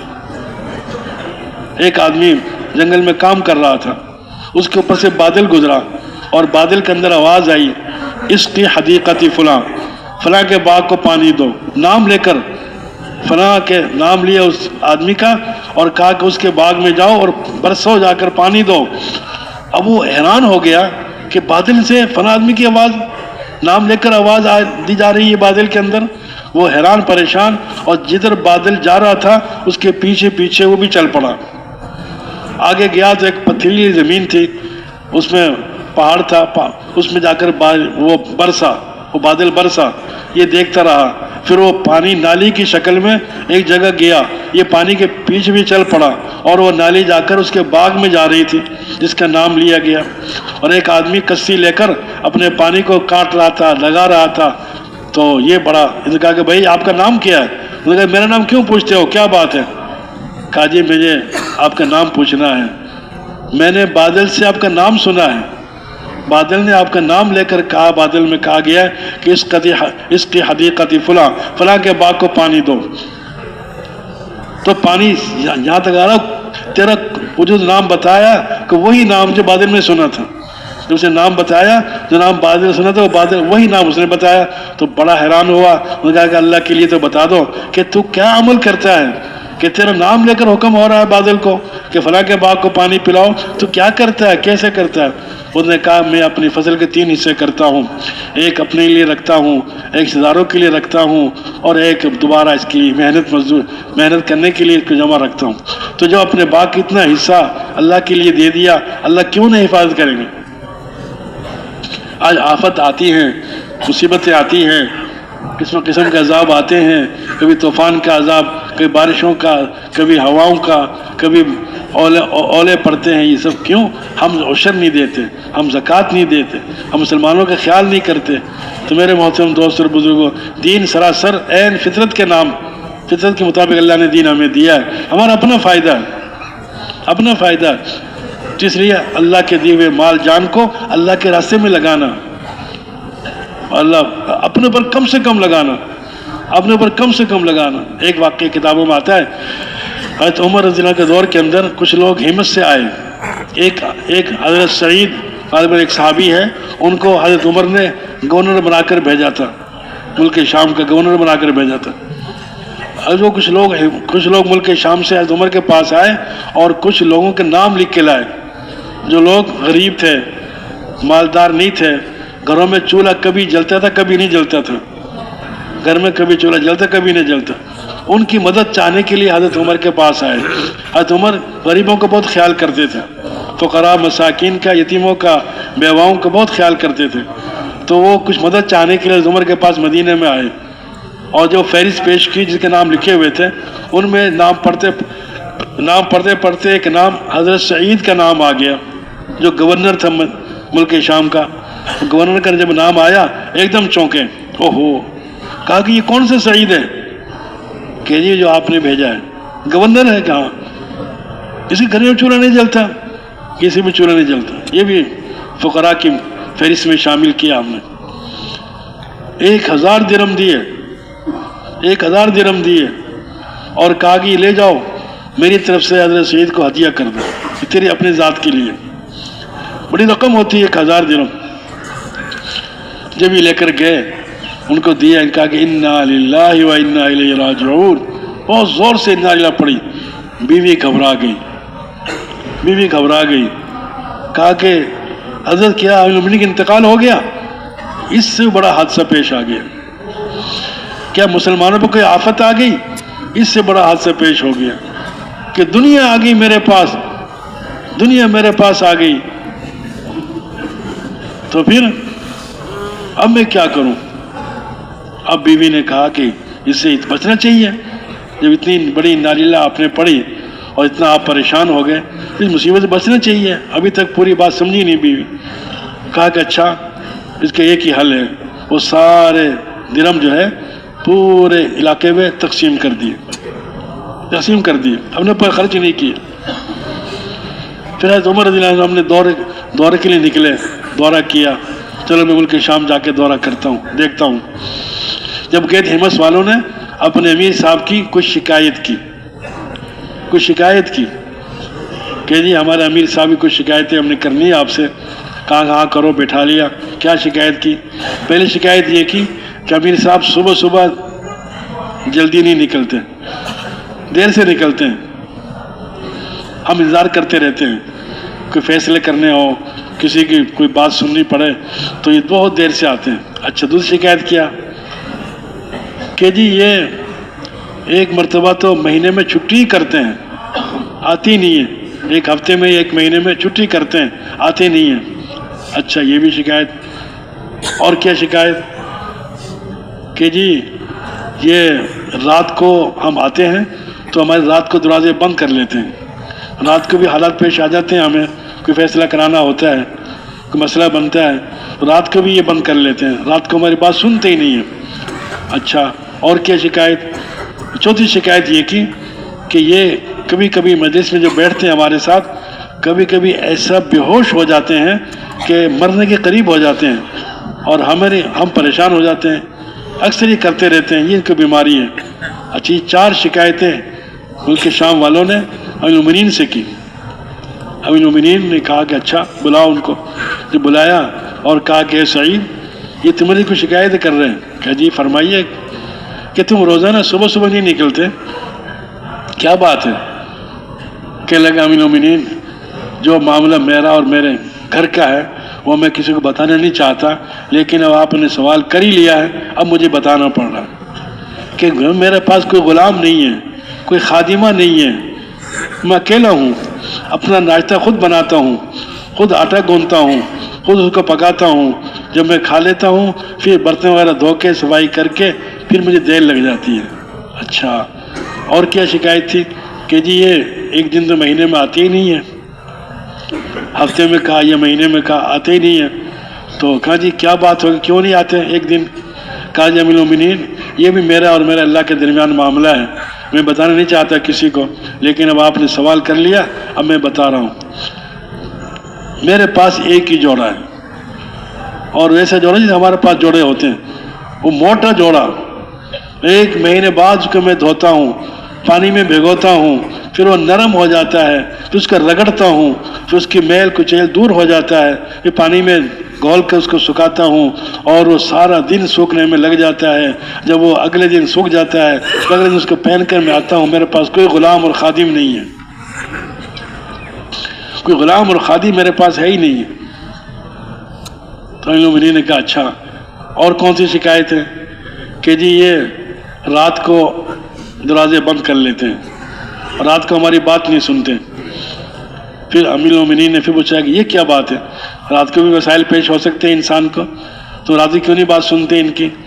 پھر کہا کہ مومنین یہ بھی معاملہ میرا میرے اللہ کے درمیان کا ہے، میں یہ بتانا نہیں چاہتا کسی کو، لیکن چونکہ آپ نے سوال کیا ہے، انہوں نے میری شکایت لگائی ہے، آپ کی تسلی ہونا بہت ضروری ہے، وہ اس لیے کہ آپ ہمارے امیر ہیں۔ تو مسئلہ یہ ہے کہ رات اور دن میں نے دونوں تقسیم کیے ہوئے، دن مخلوق کے لیے، رات اللہ کے لیے۔ دن مخلوق کی باتیں سننے کے لیے جو میری ذمہ داری ہے، جو میرا منصب ہے، اس کو ادا کرنے کے لیے، اور رات اللہ سے تعلق جوڑنے کے لیے، اللہ کو اپنی مسائل اللہ کے سامنے رکھنا، اللہ کے سامنے سارے مسائل رکھتا ہوں، اللہ سے حل کرواتا ہوں۔ تو یہ میرا معاملہ ہے، میرا اللہ کا درمیان۔ میں نے کہا اچھا، بہت اچھا۔ اور چوتھی شکایت کیا جی کہ تم ایک مرتبہ بے ہوش ہو جاتے ہو، مجلس میں بیٹھے ہوتے ہو، تم بے ہوشی آ جاتی ہے، تم مرنے کے قریب ہو جاتے ہو، اس کی کیا وجہ ہے؟ فرمایا کہ امیر المومنین یہ بھی میرا اللہ کے درمیان کا معاملہ ہے، لیکن بتانا نہیں چاہتا، اگر آپ نے پوچھ لیا اب مجھے بتانا پڑ رہا ہے، اس لیے کہ آپ ہمارے امیر ہیں۔ میرا بے ہوشی کا جو ہے سبب یہ ہے کہ زمانے جاہلیت میں ابھی تک میں مسلمان نہیں ہوا تھا، حضرت خباب رضی اللہ تعالیٰ عنہ کو جب کافروں نے شہید کیا اور ان کے جسم کے ٹکڑے ٹکڑے کیے، ان کے جسم کو چھلنی کر دیا، اور ایک عضو کاٹتے اور آ کے پوچھتے اے خباب تو چاہتا ہے کہ تیری جگہ تیرے نبی کو ہم پکڑ لیں اور تجھے چھوڑ دیں؟ میں کو کہتے نہیں، مجھے یہ پسند نہیں ہے۔ پھر پوچھتے کیا تو ہاتھ کاٹتے، دوسرے ہاتھ کاٹتے، پھر پاؤں کاٹتے، پھر مارتے؟ حضرت خباب ہی جواب دیتے اللہ کی قسم مجھے یہ بھی پسند نہیں ہے، میں اپنے گھر میں رہوں اور میرے نبی کو کانٹا بھی چبھ جائے، میں نبی کو کانٹا کے چبھے، کانٹا جی تکلیف بھی ہو جائے، کانٹا جی میں یہ بھی مجھے برداشت نہیں ہے۔ تو وہ میں اس وقت میں ان لوگوں میں تھا جو تماشا دیکھ رہے تھے، اس وقت جو دیکھ رہے، اس وقت میرے اندر ایمان نہیں تھا۔ اب میں سوچتا ہوں کل قیامت کے دن اگر اللہ پاک پوچھ لیں ان لوگوں سے کہ ایسا نہ ہو کہ مجھے بھی پکڑ لیں، مجھے یہ ہیبت ناک منظر دیکھ کر میں بے ہوش ہو جاتا ہوں، کیا بنے گا میرا قیامت کے دن؟ میں ان لوگوں میں تماشا دیکھنے والوں میں تھا اور میں کچھ نہ کر سکا۔ میں نے اس حضرت خباب کی جان کو ایسے نکلتے ہوئے دیکھا، اللہ کا شکر ادا کیا، اے اللہ تیرا شکر ہے اس نے میرے گمان کو صحیح رکھا، میرے گمان کو خراب نہیں ہونے دیا۔ تو میرے محترم دوستوں اور بزرگوں، اللہ پاک نے دنیا کی بھی آخرت کی بھی دونوں جہانوں کامیابی کے لیے ہمیں احکامات دیے، اوامر دیے ہیں۔ تو اللہ کے اوامر کو پورا کرے گا، اللہ دنیا میں بھی کامیابی دکھائیں گے، مرنے کے بعد بھی کامیابی دیں گے، اور اوامر کو پورا کرنے کا تعلق اللہ نے اپنے پیارے حبیب آپ صلی اللہ علیہ وسلم کا مبارک محنت ہمیں عطا فرمائی، کامیابی دین میں رکھی، اور دین کو اللہ نے جوڑا محنت کے ساتھ۔ محنت کون سی؟ نبیوں والی مبارک محنت، جس کے لیے آپ صلی اللہ علیہ وسلم مکے کی گلیوں میں پھرا کرتے تھے، مدینہ کی گلیوں میں پھرا کرتے تھے، مکے کی گلی میں جاتے اور مکہ مکرمہ کی گلیوں میں آپ آواز لگاتے من ینصرنی، کون میری مدد کرے گا، کون میری مدد کرے گا، کون مجھے ایمان لائے گا، کون میری نصرت کرے گا؟ کوئی بھی تیار نہیں ہوتا تھا۔ پھر آپ جب دیکھا مکہ والے متوجہ نہیں ہو رہے، آپ ملک شام طائف چلے گئے، طائف میں آ کر آپ نے محنت فرمائی کہ شاید وہاں کے قوم کے سردار کو مہذب لوگ ہیں، ہماری بات کو سن لیں گے، لیکن انہوں نے کیا جواب دیا؟ اللہ اکبر۔ کسی نے کہا کہ ہم آپ کی بات سننا نہیں چاہتے، کسی نے کہا کہ اگر آپ کو کوئی نبی ملا ہی نہیں اللہ کو آپ کے علاوہ، مختلف جوابات دیے۔ پھر آپ کو جو ہے انہوں نے پکڑا اور بھیج دیا اور بچے لگا دیے آپ کے پیچھے، پتھر مارے، آپ غشی آ گئی، آرام کے لیے بیٹھے ایک جگہ پر۔ پھر اللہ کے سامنے کیا کریں؟ اے اللہ یہ میری کمی ہے، مجھے معاف کر دے، اے اللہ اپنی کمی کی شکایت کرتا ہوں۔ کن کے حوالے کر دیا مجھے دیکھ کر منہ چڑھاتے ہیں، چہرہ بگاڑتے ہیں، کن کے حوالے کر دیا مجھے؟ اگر اللہ تو ہم سے راضی ہے مجھے ان کی کوئی پرواہ نہیں، اگر تو ناراض ہے، جب تک تو راضی نہ ہو تو راضی کرنا میری ذمہ داری ہے۔ یہ جملے بولے، اوپر دیکھا آسمان میں ایک بادل کا ٹکڑا نظر آیا، اوپر دیکھا اس میں جبریل امین بیٹھے ہوئے تھے، سلام کیا اور کہا کہ یا رسول اللہ نے آپ کی ساری گفتگو سن لی، جو آپ کے جوابات یہ بھی سن لیا، ان کا جو معاملہ کیا اللہ نے وہ بھی دیکھ لیا، جو پتھر مارے ہیں وہ بھی دیکھ لیا۔ اب یہ پہاڑ ایک فرشتہ اللہ نے بھیجا ہے، اس کے متعلق فرشتہ پہاڑوں کی خدمت ہے، یہ آج اللہ نے حکم دیا ہے جو میرا حبیب ہے وہی کرو، لیکن اس کے باوجود وہ فرشتہ آیا، سلام کیا، یا رسول اللہ حکم دیں آپ مجھے یہ دونوں پہاڑ طائف کے اور مکہ کے ملا دوں، ان کو پیس کر رکھ دوں. لیکن آپ صلی اللہ علیہ وسلم نے فرمایا نہیں نہیں نہیں، مجھے تو ان کی قوم میں سے ایسے لوگ امید ہے کہ ایمان والے پیدا ہوں گے. آپ صلی اللہ علیہ وسلم مکہ کی گلیوں میں طواف یعنی پھرتے تھے، لوگوں کے پیچھے مارے مارے پھرتے تھے. ایک دفعہ یہ لوگ حج کے موسم میں، جیسے آج کل حج ہوتا ہے ایسے پہلے زمانے میں حج ہوتا تھا، اپنے زمانے جاہلیت کے اندر ان کا حج کیسے ہوتا تھا، اپنا طریقہ تھا. وہ طواف کرتے تھے اور بیت اللہ کے سامنے بتوں کو سجدہ کرتے تھے اور تالیاں بجاتے اور اشعار پڑھتے. یہ ان کا حج ہوتا تھا، ان کی عبادت تھی. وما کان صلاۃ من عند البیت الا مکاء وتصدیہ، بس یہ ان کا حج ہوتا تھا، سیٹیاں بجانا، تالیاں بجانا اور اپنے باپ داداؤں کے قصے اور ان کے کارناموں کو بیان کرنا، یہ ان کی عبادت تھی. تو اس طریقے سے آپ صلی اللہ علیہ وسلم ایک کے پاس جاتے، محنت کرتے. ایک مرتبہ ابو طالب کے پاس سارے جمع ہو کر آ گئے. ابو طالب سے کہا کہ جی آپ کے بھتیجے سے ہمیں بہت پریشانی ہے اور وہ ایسی باتیں کرتے ہیں ہمیں برداشت نہیں ہوتا، ان کو منع کر، ان کو بلاؤ، ہمیں برداشت نہیں ہو رہا. تو ابو طالب نے حضرت عقیل رضی اللہ عنہ کو بھیجا، جاؤ اپنے بھائی کو بلا کے لاؤ. حضور تشریف لائے اور کہا کہ میرے بھتیجے ایسا کام مت کرو کہ اس کو میں بھی برداشت نہ کر سکوں، تم بھی برداشت نہ کر سکو، مجھ سے طاقت سے زیادہ بوجھ نہ ڈالو میرے اوپر، ایسا کام نہ کرو. کیا ہوا کہ یہ تیری قوم والے سارے جمع ہیں اور یہ کہہ رہے ہیں آپ ہمیں ایسا کہتے ہیں ایسا کہتے ہیں، جو تم کہتے ہو کرنا چھوڑ دو، وہ کہنا چھوڑ دو، جو کر رہے ہو کرنا چھوڑ دو. وہ ساری باتیں کی. پھر آپ صلی اللہ علیہ وسلم نے پوچھا اور کیا کہتے ہیں؟ آپ ابو طالب سارا بتا دیا. کہا کہ چچا جان، ایک روایت میں آتا ہے چچا جان کوئی ایک ہاتھ پہ سورج رکھ دے، ایک ہاتھ میں چاند رکھ دے، یہ ہو سکتا ہے؟ نہیں ہو سکتا. کہ جو میں کہہ رہا ہوں وہ میں چھوڑ نہیں سکتا، جیسے سورج نہیں رکھ سکتا ایسے چھوڑ بھی نہیں سکتا. ایک روایت میں آتا ہے کہ کوئی یہاں سے لمبی سیڑھی لگائے آسمان تک، لمبی سیڑھی لگائے آسمان تک اور آسمان پہ چڑھ جائے اور آسمان پر چڑھ کے سورج کو توڑ کر سورج کا ٹکڑا، آگ کا ٹکڑا لے کر آئے، کوئی لا سکتا کہ نہیں لا سکتا؟ کہا کہ ایسے ہی میں جس کام کے لیے اللہ نے مجھے بھیجا ہے وہ کام میں نہیں چھوڑ سکتا، یا میرا سر بدن جدا ہوگا یا اللہ کا دین غالب ہوگا. یہ کہہ کر آپ کی آنکھوں میں آنسو آ گئے. میرے محترم دوستوں اور بزرگوں، آپ صلی اللہ علیہ وسلم نے ہر موقع پہ دعوت. یہ کسی نے بتایا کہ یہ قبیلے والے بہت زیادہ ہیں، آپ ان میں دعوت دیں، یہ آپ کی بات کو سن لیں گے. حضور تو حریص تھے دعوت کے، ہر ایک کے پاس چلے جاتے.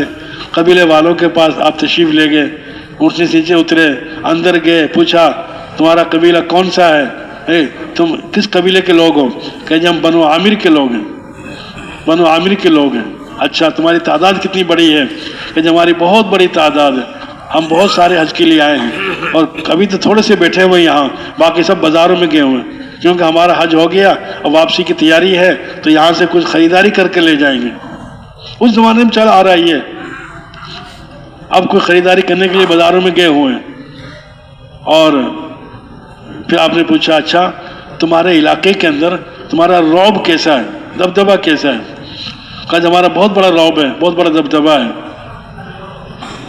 پھر کہا آپ نے اچھا، پھر ان کا کہ اتنا رعب ہے کہ ہمارے علاقے میں کوئی داخل ہونا چاہے ہم سے اجازت کے بغیر داخل نہیں ہو سکتا، پہلے ہم سے اجازت لے گا پھر داخل ہوگا.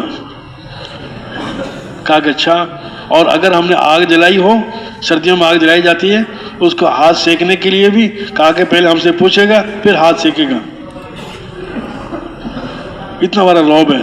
پھر آپ نے فرمایا اندازہ فرمائیے، آپ صلی اللہ علیہ وسلم نے فرمایا اچھا ایسا ہو سکتا ہے کہ میں تمہارے ساتھ ہمارے علاقے میں چلا جاؤں، تم مجھے اپنے ساتھ لے جاؤ. کتنی آپ کو طلب، کتنی فکر ہے دین کے پہنچانے کی، کیسے ہدایت مل جائے لوگوں کو.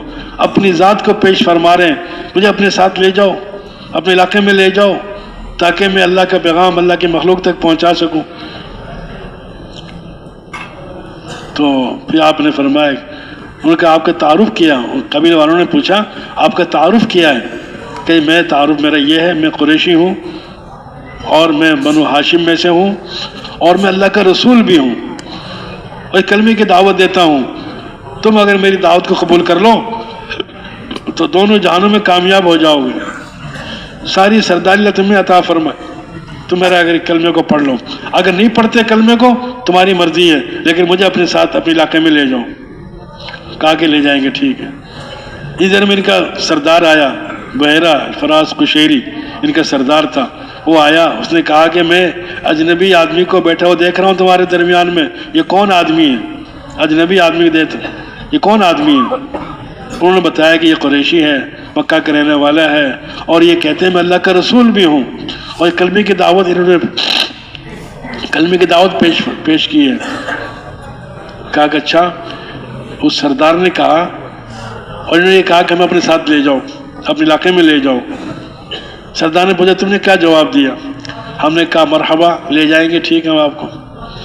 پھر سردار نے پوچھا ان سے پوچھو جس کلمے کی دعوت لے کر تم ہمارے پاس آئے ہو، تمہارا قبیلہ بہت عزت والا قبیلہ خاندان ہے، قریش والے، اور اس میں بہت بڑی عزت والی قوم یعنی اشاق جو ہے بنو ہاشم ہے، وہ انہوں نے آپ کی دعوت کو قبول کر لیا؟ اس پر انہوں نے کہا کہ جی. حضور سے پوچھا، آپ صلی اللہ علیہ وسلم نے فرمایا سب سے پہلے میری دعوت کو ٹھکرانے والے میرے اپنے قبیلے والے، انہوں نے میری دعوت کو ٹھکرایا ہے. تو سردار نے کہا اگر ان میں نعوذ باللہ کوئی خیر ہوتی تو پھر ان کی قوم والے ہم سے زیادہ ان کو جانتے تھے، وہ اس کو قبول کر لیتے. لہٰذا تم نے جو فیصلہ کیا ہے نعوذ باللہ وہ فیصلہ غلط کیا. کیا فیصلہ؟ لے جانے والا، ساتھ لے جانے والا فیصلہ، یہ تم نے غلط کیا. یاد رکھو جتنے بھی لوگ حج کے لیے یہاں آئے ہیں اور اب وہ واپس حج کے لیے کر کے واقعی مقام پر جا رہے ہیں اور یہاں سے چیزیں خرید کر لے کے جا رہے ہیں، وہ اپنے ساتھ لے کے جائیں گے، اور تم نعوذ باللہ سب سے بری چیز تم لے کے جاؤ گے اپنے ساتھ. واپس کرو فیصلہ یہ. اس کے بعد متوجہ ہوا حضور کی طرف یہ سردار اور کہا کہ آپ اگر میرے قبیلے کے درمیان میں مجھے نہ ملتے، بھائی ملتے، تو میں یہ کرتا اور وہ کرتا. برے برے الفاظ استعمال کیے اور کہا کہ فوراً آپ چلے جائیں، جہاں آپ کی چاہت کی جگہ ہو وہاں چلے جائیں. آپ صلی اللہ علیہ وسلم پریشان اٹھے وہاں سے اور باہر نکلے خیمے سے، اونٹنی پر سوار ہو گئے. اس ظالم نے، بحیرہ نے اس اونٹنی کو لکڑی ماری پیچھے سے، اونٹنی بد کی، حضور زمین پر آ گئے. کتنی تکالیف، کتنی مشقت حضور نے اس امت کے لیے اور دین کی خاطر اللہ پاک کے رسول کتنی تکلیف برداشت کی. اب جب نیچے آئے، ایک عورت جس کا جو ایمان والی تھی، اس کا ایمان چھپایا ہوا تھا، مکے میں رہتی تھی، بنو عامر کے خاندان میں سے تھی، وہ اپنے کسی چچازاد بھائیوں سے اسی خیمے میں ملنے آئی ہوئی تھی. اس نے یہ منظر دیکھا، اسے رہا نہ گیا، اس کے ایمان جوش میں آیا اور کہے لوگو تمہیں کیا ہوا؟ تمہیں خبر ہے یہ کون ہے؟ یہ اللہ کے رسول ہیں. تم نے یہ کیا معاملہ کیا ان کے ساتھ؟ اللہ کے رسول ہیں. کوئی میرے ساتھ دینے والا نہیں، میری قوم میں سے آج میرے قبیلے والے سارے بیٹھے ہوئے سب دیکھ رہے ہیں، کوئی میرے ساتھ دینے والا نہیں. 3 نوجوان اس عورت کی حمایت میں کھڑے ہو گئے. 3 نوجوان کھڑے ہو گئے. اب 3 نوجوان جب کھڑے ہو گئے تو 2 نوجوان کھڑے ہوئے سردار کی طرف سے. ان تینوں چاروں کے آپس میں ہاتھا پائی ہوئی آپ صلی اللہ علیہ وسلم دیکھ رہے ہیں. تو آپ صلی اللہ علیہ وسلم نے 3 کے لیے دعائے خیر فرمائی. اللہ نے ایمان بھی دیا، صحابی بھی بنے، اور اللہ نے شادی عطا فرمائی، اور وہ دونوں کے دونوں ایمان کے بغیر دنیا سے ذلت کی موت مرے. تو آپ صلی اللہ علیہ وسلم نے دین کی خاطر بہت قربانیاں دی. اور ایک مرتبہ ایک صحابی حضرت عالم کیا نام، وہ کہہ رہے کہ میں دیکھ رہا تھا آپ صلی اللہ علیہ وسلم کو کہ زمانہ جاہلیت میں تو اسلام میں نہیں داخل نہیں ہوا تھا. تو آپ صلی اللہ علیہ وسلم بازار سے گزر رہے ہیں، یا ایھا الناس قولوا لا الہ الا اللہ تفلحوا، لوگوں کلمہ پڑھ لو کامیاب ہو جاؤ گے. اور ایک بھینگی آنکھوں والا، رنگ اس کا سفید، قد اس کا لمبا، اور وہ جو ہے اس کہنے والے کو مسلسل تکلیفیں پہنچا رہا ہے، اور کہنے والے کے اوپر سرخ دھاریوں والی چادر ایک باندھی ہوئی ایک اوڑی ہوئی، اور یہ بات کہتے جا رہا ہے اے لوگوں کلمہ پڑھ لو کامیاب ہو جاؤ گے. اور پیچھے ایک بھینگی آنکھوں والا، لمبا قد، سفید رنگ ہے، وہ آپ کو پیچھے سے مارتے جا رہا ہے، آپ کی ایڑیوں کو اور آپ کے ٹخنوں کو زخمی کیا ہوا ہے، اور جہاں حضور جاتے ہیں پیچھے چلا جاتا ہے. میں نے کہا کون ہے یہ؟ کون ہے؟ کہا کہ یہ قریشی نوجوان ہے. اور یہ پیچھے مارنے والا کون ہے؟ ان کا چچا ابو لہب ہے. ابو لہب ہے. جہاں حضور جاتے ہیں ان کو تکلیفیں پہنچاتے ہیں. آپ صلی اللہ علیہ وسلم اپنی دعوت کو چھوڑا نہیں، کسی وجہ سے حضور نے اپنی کام کو چھوڑا نہیں، بلکہ مستقل دعوت دیتے رہے، مستقل آپ کی کام جاری رہا، آپ نے کسی وجہ سے نہیں چھوڑا۔ صبح ذی المجنہ بازار کے اندر آپ چوراہے میں دعوت دے رہے ہیں، فجر کی نماز کے بعد دعوت شروع کی، ہوا اڑ رہی ہے، مٹی جسم پر پڑ رہی ہے، داڑھی مبارک پہ گرد آلود، چہرہ پہ گرد آ گیا اور آپ کے جسم پر گرد آ گیا اور آپ دعوت دے رہے ہیں، اشراق کا وقت ہو گیا، چاش کا وقت ہو گیا، حضور دعوت میں لگے ہوئے ہیں، اے لوگوں کلمہ پڑھ لو کامیاب ہو جاؤ۔ ایک لڑکی آتی ہے پانی لے کے پیالے میں، حضور نے پانی لیا، اپنے چہرہ دھویا، آپ نے کلی فرمائی، پانی نوش فرمایا۔ کسی نے پوچھا یہ کون ہے؟ کہ ان کی بیٹی حضرت زینب رضی اللہ تعالیٰ عنہ۔ باپ کی آنکھوں میں، بیٹی کی آنکھوں میں آنسو آ گئے باپ کی حالت کو دیکھ کر۔ بیٹی بڑی محبت کرتی ہیں باپ سے، بڑی اللہ نے ان کے دل نرم بنائے ہوتے ہیں، بیٹا کم کرتا ہے بیٹی زیادہ کرتی ہے، تو بیٹی کی آنکھوں میں آنسو آ گئے۔ کہا کہ اے بیٹی مت رو، تیرے ابا کی حفاظت کرنے والا اللہ موجود ہے، اور جو دین تیرا باپ لے کر آیا ہے، ہر کچے پکے، ہر بارز بنے ہوئے خیمے میں، ہر جگہ پر اللہ پاک دین کو داخل کر چھوڑیں گے۔ تو دین کے لیے حضور صلی اللہ علیہ وسلم نے بہت تکلیفیں برداشت کی۔ اوذیت فی اللہ ما اوذی احد، مجھے تکلیفیں پہنچائے، کسی کو تکلیفیں نہیں پہنچائے گی۔ میرے محترم دوستوں اور بزرگوں، ختم نبوت کی برکت سے اللہ نے وہ ذمہ داری مجھے آپ کو بھی عطا فرمائی۔ میں اور آپ بھی اسی دین کے ذمہ دار ہیں، جس کو دین کو لے کے جڑیں گے، اللہ کے دین کے راستے میں نکلیں گے، اللہ پاک کتنا انعام عطا فرمائیں گے۔ اب یہ اصحاب کہف جو تھے، اصحاب کہف یہ کوئی معمولی آدمی نہیں تھے، بہت بڑے گھرانے کے لوگ تھے، بہت امیر ترین گھر کے لوگ تھے، کھاتے پیتے لوگ تھے، لیکن اللہ نے ایمان کی دولت سے مالا مال کر دیا۔ ایمان کو بچانے کے لیے ایمان کی بچانے کی فکر پیدا ہو گئی۔ اب دیکھا کہ یہاں تو بادشاہ ظالم ہے، تکلیفیں پہنچاتا ہے اور ایمان کو چھین ڈالے، اپنے ایمان کو بچانے کے لیے ہجرت کی، جگہ چھوڑی اور اپنا مقام چھوڑا، کھانا پینا عیش آرام کو چھوڑا۔ یہ اللہ کو چھوڑنا انتہائی محبوب ہے، انتہائی پسند ہے۔ تو آدمی دین کے لیے گھر بار کو چھوڑتا ہے، اللہ اسے گھر بار کی حفاظت کرتے ہیں۔ جو کہتے ہیں حدیث پاک میں آتا ہے من ترک شیئا للہ عوضہ اللہ خیرا منہ، جو کس چیز کو اللہ کے لیے آدمی چھوڑتا ہے اللہ اسے بہتر عطا فرماتے ہیں، اسے بہتر عطا فرماتے ہیں۔ دین کے لیے اصحاب کہف نے اپنے گھر کو چھوڑا، اپنے بال بچوں کو چھوڑا، ماں باپ کو چھوڑا اور نکل گئے، جنگلوں میں پہاڑوں میں نکل گئے۔ ان کے نکلنے کی برکت سے اللہ پاک نے پھر کیا کیا، ایک کتا ملا، کتا بھی ساتھ ہو لیا۔ کچھ لوگ راستے ملتے گئے تو ایک چلتے چلتے ایک غار نظر آئی پہاڑوں میں، آرام کے لیے رک گئے، چلو کچھ آرام کر لے یہاں۔ لیکن اللہ کو اتنے پسند آ گئی ہے، اتنے پسند آ گئے کہ اللہ نے ان کو بغیر کھلائے بغیر پلائے 309 سال تک سلایا۔ 309 سال تک اللہ نے ان کو سلایا، گرمی سے بچایا، سردی سے بچایا، بارش سے بچایا، دھوپ سے بچایا اور زمین کے تغیرات سے اللہ نے بچایا۔ کیوں؟ اللہ کے دین کے لیے، اپنے ایمان کو بچانے کے لیے یہ نکلے تھے، اپنا ایمان۔ پھر اللہ نے کا تذکرہ قرآن پاک میں کیا اور قرآن کے بیچ میں، اور ان کے نام کی سورہ کہف اللہ نے نازل فرمائی اور ان کے تذکرہ پورا واقعہ اللہ نے بیان فرمایا۔ اب قیامت تک قرآن باقی رہے گا اور قیامت تک قرآن کو پڑھنے والے قرآن کو پڑھیں گے، ان کے واقعات کو پڑھتے رہیں گے۔ اللہ نے ان کے ناموں میں برکت ڈال دی۔ تو اس لیے ایمان کو بچانے کے لیے نکلے تھے۔ ہم تو اپنا بھی ایمان بچانے جا رہے ہیں، اوروں کا ایمان بھی بچ جائے، اس پر اللہ پاک کیا عطا فرمائیں گے۔ ایک چیونٹی نے خیر خواہی کی تھی، اور چھوٹی سی چیونٹی، کتنا بڑا چھوٹا سا کیڑا ایسا ہے، اور اپنے دونوں پاؤں کھڑے کر کے اعلان کر رہی کیا؟ حضرت سلیمان صلی اللہ علیہ وسلم کو اللہ نے ایسی بادشاہت عطا فرمائی تھی کہ جنات پر بھی بادشاہت، انسانوں پر بھی بادشاہت، ہواؤں پر، جرندوں پرندوں پر بادشاہت، اور ہم اللہ پاک نے ساری مخلوقات کی زبان سے بھی اللہ نے ان کو آگاہ کر دیا۔ پرندے کیا کہتے ہیں، مور کیا کہتا ہے، مرغ کیا کہتا ہے، چڑیا کیا کہتی ہے، سارے پرندوں کی زبان اللہ نے سکھا دی۔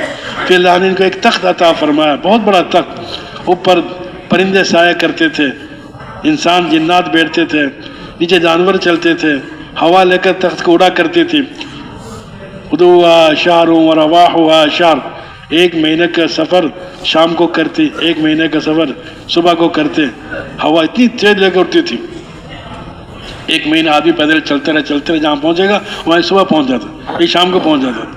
تو ایسا لشکر اڑا ہوا، تخت اڑا ہوا آ رہا تھا، چیونٹی نے دونوں پاؤں اٹھائے اور کہا کہ یا ایھا النمل ادخلوا مساکنکم لا یحطمنکم سلیمان وجنودہ وہم لا یشعرون، اے میری قوم کی چیونٹیوں، اپنے اپنے بلوں میں گھس جاؤ، حضرت صلی اللہ علیہ وسلم لشکر آ رہا ہے اور تمہیں رون ڈالے گا، تم ختم ہو جاؤ گی، وہم لا یشعرون کو خبر بھی نہیں ہوگی۔ اب چیونٹی کے اعلان اللہ کو اتنا پسند آیا، یہ خیر خائی کے جملے اللہ کو اتنے پسند آئے، اللہ نے ان جملوں کو ہوا کے ذریعے سے حضرت سلیمان علیہ السلام کے کان تک پہنچا دیا، کان میں جملے پہنچ گئے۔ فتبسم ضاحکا من قولها، رسول اللہ علیہ وسلم مسکرائے، ہنسے، اور پھر حکم دیا ہوا کو جاؤ اس چونٹی کو میرے پاس پہنچاؤ۔ چونٹی کو پہنچایا، اور چونٹی جب آئی پوچھا تو نے کیا کہا؟ کہا میں نے تو یہ کہا کہ لشکر آ رہا ہے، تم چھوٹی ہو، دب جاؤ گے، مسل دی جاؤ گے پاؤں کے نیچے۔ کہا کہ میں نبی ہو کر تمہیں مار سکتا ہوں؟ کہا کہ وہم لا یشعرون بھی تو میں نے کہا ہے کہ اس کو خبر بھی نہیں ہوگی اور تم مر جاؤ گی۔ تو میرے محترم دوستوں بزرگ، اللہ کو یہ جملہ اور یہ خیر خواہی کے جملے بول اتنے پسند آئے، اللہ نے قرآن بنا دی، سورہ نمل، سورہ صد نمل اللہ نے قرآن میں اتار دی۔ تو خیر خواہی، سب سے بڑی خیر خواہی کیا ہے؟ لوگوں کو ایمان مل جائے، جہنم سے بچ جائیں، آخرت کی ناکامی سے بچ جائیں، آخرت میں کامیاب ہو جائیں۔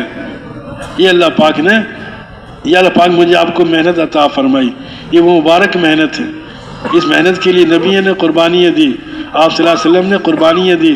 فرمایا میں 150 سفر حضور نے صحابہ سے کروائے، کم و بیش 150 سفر، اور بعض سفروں میں خود تشریف لے گئے، اور پھر یہ فرمایا میرا دل چاہتا ہے ہر سفر کے ساتھ میں جاؤں، ہر صحابہ کے، ہر لشکر کے ساتھ میں جاؤں، لیکن میرے کچھ صحابہ ایسے ہیں جن کے پاس جو ہے سفر کے لیے کچھ سواری نہیں ہے کہ سفر کر لیں، اور میرے پاس اتنا نہیں ہے کہ ان کا میں سواری دے سکوں۔ اگر میں ہر سفر میں جاؤں گا، وہ گھروں میں بیٹھے ہوں گے، ان کو شاق گزرے گا، ان کو مشکل گزرے گا، ہم گھر میں ہوں اور حضور صلی اللہ علیہ وسلم سفر میں چلے جائیں، یہ کیسے ہو سکتا ہے؟ جیسے کہ ابھی عصر کے بعد واقعہ سنا، حضرت ابو خیثمہ رضی اللہ عنہ، ابو خیثمہ رضی اللہ عنہ ایک صحابی ہے کہ سفر پر گئے ہوئے تھے، تو ادھر حضور صلی اللہ علیہ وسلم تبوک میں تشریف لے گئے، صحابہ تبوک میں چلے گئے، اور یہ ابو خیثمہ جو تھے یہ اپنے سفر پر گئے تھے، واپس آئے تو ان کی 2 بیویاں تھیں، جھاڑو دی، چھڑکاؤ کیا اور کھانا وغیرہ تیار کیا، اور اپنے خامن کے انتظار میں اب وہ جب آئے باہر سے پوچھ لیا حضور کہاں ہیں؟ کہا جی حضور تبوک تشریف لے گئے، بس یہ سننا تھا۔ کہا کہ یہ کیسے ہو سکتا ہے کہ ابو خیثمہ گھر میں ہو، حضور تبوک میں تشریف یا دھوپ میں؟ یہ نہیں ہو سکتا، لاؤ میرا سامان کیا تھا، وہی ڈھال، وہی تلوار، وہی زرے لیے منگوائی، اور پہلی بیویوں نے کہا ابھی تو آپ آئے ہیں سفر سے تھکے ہوئے، آرام کر لیجئے، کھانا کھا لیجئے، کچھ صبر کر لیجئے۔ کہا یہ نہیں ہو سکتا، حضور تکلیف میں ہو، حضور دھوپ میں تبوک کی گرم ریت میں، اور خیثمہ گھر میں بیویوں کے ساتھ رہے، یہ کیسے ہو سکتا ہے؟ یہ نہیں ہو سکتا۔ سامان تیار کیا اور چل پڑے۔ ادھر آپ صلی اللہ علیہ وسلم نے تبوک میں پہنچے اور کہا کہ خیثمہ نظر نہیں آتا، کسی نے کچھ جملہ بول دیا، آپ صلی اللہ علیہ وسلم خاموش ہو گئے۔ پھر یہ چلتے رہے، کئی دن کا سفر ہے، آپ صلی اللہ علیہ وسلم مجلس لگاتے، ایک دن ایسا وہ آپ صحابہ کے درمیان بیٹھے ہوئے تھے، اور ایک دم ایک گرد اڑنے کی آواز آئی، یعنی گرد اڑتے نظر آیا، جیسے اب گھوڑا، ریتیلا علاقہ ہے، جب گھوڑا دوڑتا ہے اس کی جو ہے گرد و غبار اڑتا ہے، آسمان اوپر تک پہنچ جاتا ہے، دور سے نظر آتا ہے کوئی مسافر آ رہا ہے۔ آپ صحابہ کے درمیان بیٹھے ہوئے ہیں، گرد نظر آیا، اڑتا ہوا نظر آیا۔ جب آپ صلی اللہ علیہ وسلم نے کہا کہ اللہ کرے یہ خیثمہ ہو، ابو خیثمہ ہو، یہ آپ نے فرمایا، تمنا ظاہر کی۔ جب وہ چلتے قریب آیا اور جلدی سے حضور کے پاس پہنچے، اپنے گھوڑے لا کر اوپر سواری پر سوار چھلانگ لگا کے حضور کے پاس آ کے حاضر خدمت ہو گئے۔ آپ صلی اللہ علیہ وسلم کا چہرہ کھل گیا، آپ صلی اللہ علیہ وسلم خوش ہو گئے، اور پھر آپ نے کیا فرمایا کہ خیسما کو بہت بڑی آزمائی سے بچا لیا گیا، بہت بڑی آزمائی سے خیسما کو بچا لیا گیا۔ آزمائش کیا تھی؟ اگر گھر چلے جاتے، اگر گھر میں رہ لیتے، کھانا کھا لیتے، بیویوں کے پاس چلے جاتے، ہو سکتا ہے کسی فتنے میں مبتلا ہو جاتے، لیکن اللہ نے آپ کی حفاظت فرمائی۔ میرے محترم دوست اور بزرگوں، دین میں کمی آئے، حضرت بکر رضی اللہ کیا فرماتے ہیں؟ ینقص الدین وانا حی، دین میں کمی ہو بکر زندہ رہے، یہ کیسے ہو سکتا ہے؟ جو رسول پاک صلی اللہ علیہ وسلم کے زمانہ میں جانوروں کی زکوٰۃ دیتا تھا، جانوروں کی زکوٰۃ دیتا تھا، اور ساتھ جس رسی سے جانور کو باندھا جاتا تھا وہ رسی بھی ساتھ دیتا تھا، اور آج رسول پاک صلی اللہ علیہ وسلم کے دنیا سے رخصت ہونے کے بعد وہ آدمی زکوٰۃ تو دے اور جانور کی رسی روک لے، جانور دے دے رسی نہ دے، تو ابو بکر اس سے بھی قتال کرے گا جب تک کہ رسی بھی نہ دے دے۔ یہ اشارہ ہے کم سے کم دین میں کمی آ جائے، چھوٹی سی کمی ہے ابو بکر برداشت کر لیں، یہ نہیں ہو سکتا۔ آج میرے محترم دوست اور بزرگ، کتنی دین میں کمی ہے، کتنے لوگ اعمال چھوڑ رہے ہیں، کتنے لوگوں کے زندگیوں میں دین ہے، یہ میرے آپ کی سوچنے کی بات ہے۔ ہم دنیا میں رہ رہے ہیں، کھا رہے ہیں، پی رہے ہیں، ہمارے دوسرے مسلمان کیسے؟ سب کی فکر کرنا یہ اس امت کا خاصہ ہے۔ یہ امت اللہ نے عالمی امت بنائی ہے، عالمی نبی کی عالمی امت ہے، تو نبی کا فکر ہمارا فکر، نبی کا کام ہمارا کام، اس کے لیے جان مال کا لگانا، اس کے لیے اللہ کے راستے میں نکلنا، یہ سب سے بڑا عمل ہے۔ اللہ نے اس امت کو دو ذمہ داریاں عطا فرمائی، دین پر چلنا اور دین کی محنت کرنا۔ یہ اللہ نے اس امت کے اوپر بہت بڑی خیر خواہی اور بہت بڑا دروازہ کھولا ہے، مقدر جا کے اس امت کی اللہ نے اس امت کو یہ ذمہ داری عطا فرمائی۔ اب اس کو ادا کرنا یہ ہماری سب سے بڑی پہلی ضرورت ہے۔ اللہ کے راستے میں اسے نکلا جاتا ہے کہ ہمیں پتہ چل جائے ہم اللہ کے راستے میں نکل کر کیا ہم نے کرنا ہے اور کیا ہم کر رہے ہیں۔ اس لیے اپنی جان مال کا لگانا، کتنی دنیا میں کتنے گھر ایسے ابھی تک ہیں وہاں تک اللہ کا نام لینے والا پہنچے ہی نہیں۔ اب پاکستان سے کتنی جماعتیں نکلتی ہیں روزانہ، ابھی تک بعض علاقوں میں جماعتیں نہیں پہنچی، کئی جگہ پہنچی تو کہیں 20 سال بعد جماعت آئی، کہ 50 سال کے بعد جماعت آئی، جیسے کارگزاری سنتے ہیں روزانہ جماعتیں جاتی ہیں۔ اور باہر ملکوں میں تو جب روزانہ 200-250 جماعتیں نکلیں گی یہاں سے، وہ جماعتیں نہیں پہنچ رہی وہاں پورے ایک ہی ملک کے اندر، تو جن ملکوں میں جماعت پورا ملک اور پاکستان سے کتنے گنے بڑے ملک ہیں، ان میں 1 جماعت 2 جماعت چلو 5-6 جماعتیں چلی جائیں گی، ان کا کیا حال ہوگا بیچاروں؟ تو سب جگہ جانا، سب کے پاس پہنچنا، یہ میری سب سے بڑی ذمہ داری۔ میرے نکلنے میں اگر دیر ہو گئی ہے اور اس دیر کے اندر اتنے بغیر کلمے کے چلے گئے تو ہمارے حصے میں جائیں گے۔ اس لیے اپنی جان مال کو اللہ کے راستے، یہ اللہ کی دی ہوئی جان مال ہے، اللہ نے خریدی ہوئی ہے، کس لیے؟ تاکہ دین عام ہو جائے، اللہ کا کلمہ بلند ہو جائے، اللہ کے اوامر زندہ ہو جائیں، ساری مخلوق پر اللہ ترس کھا لے، ساری مخلوق اللہ جہنم سے بچا لے اور جنم جانے والا بنا دے۔ اس فکر میں جان مال کا لگانا سب سے بڑا مصرف ہے اس کام کے لیے۔ اس کے لیے تیار ہے سارے ساتھی انشاءاللہ؟ اس کے لیے اپنے آپ کو پیش فرمائے تاکہ اللہ کے راستے میں نکل جائے اور ساری دنیا کے اندر اللہ کا دین عام ہو جائے اور ساری دنیا میں اللہ کا کلمہ بلند ہو جائے۔ اس کے لیے آواز لگتی ہے، اللہ کے راستے میں نکل کر اس محنت کو سیکھا جاتا ہے۔ اس لیے اپنے نام پیش فرمائے۔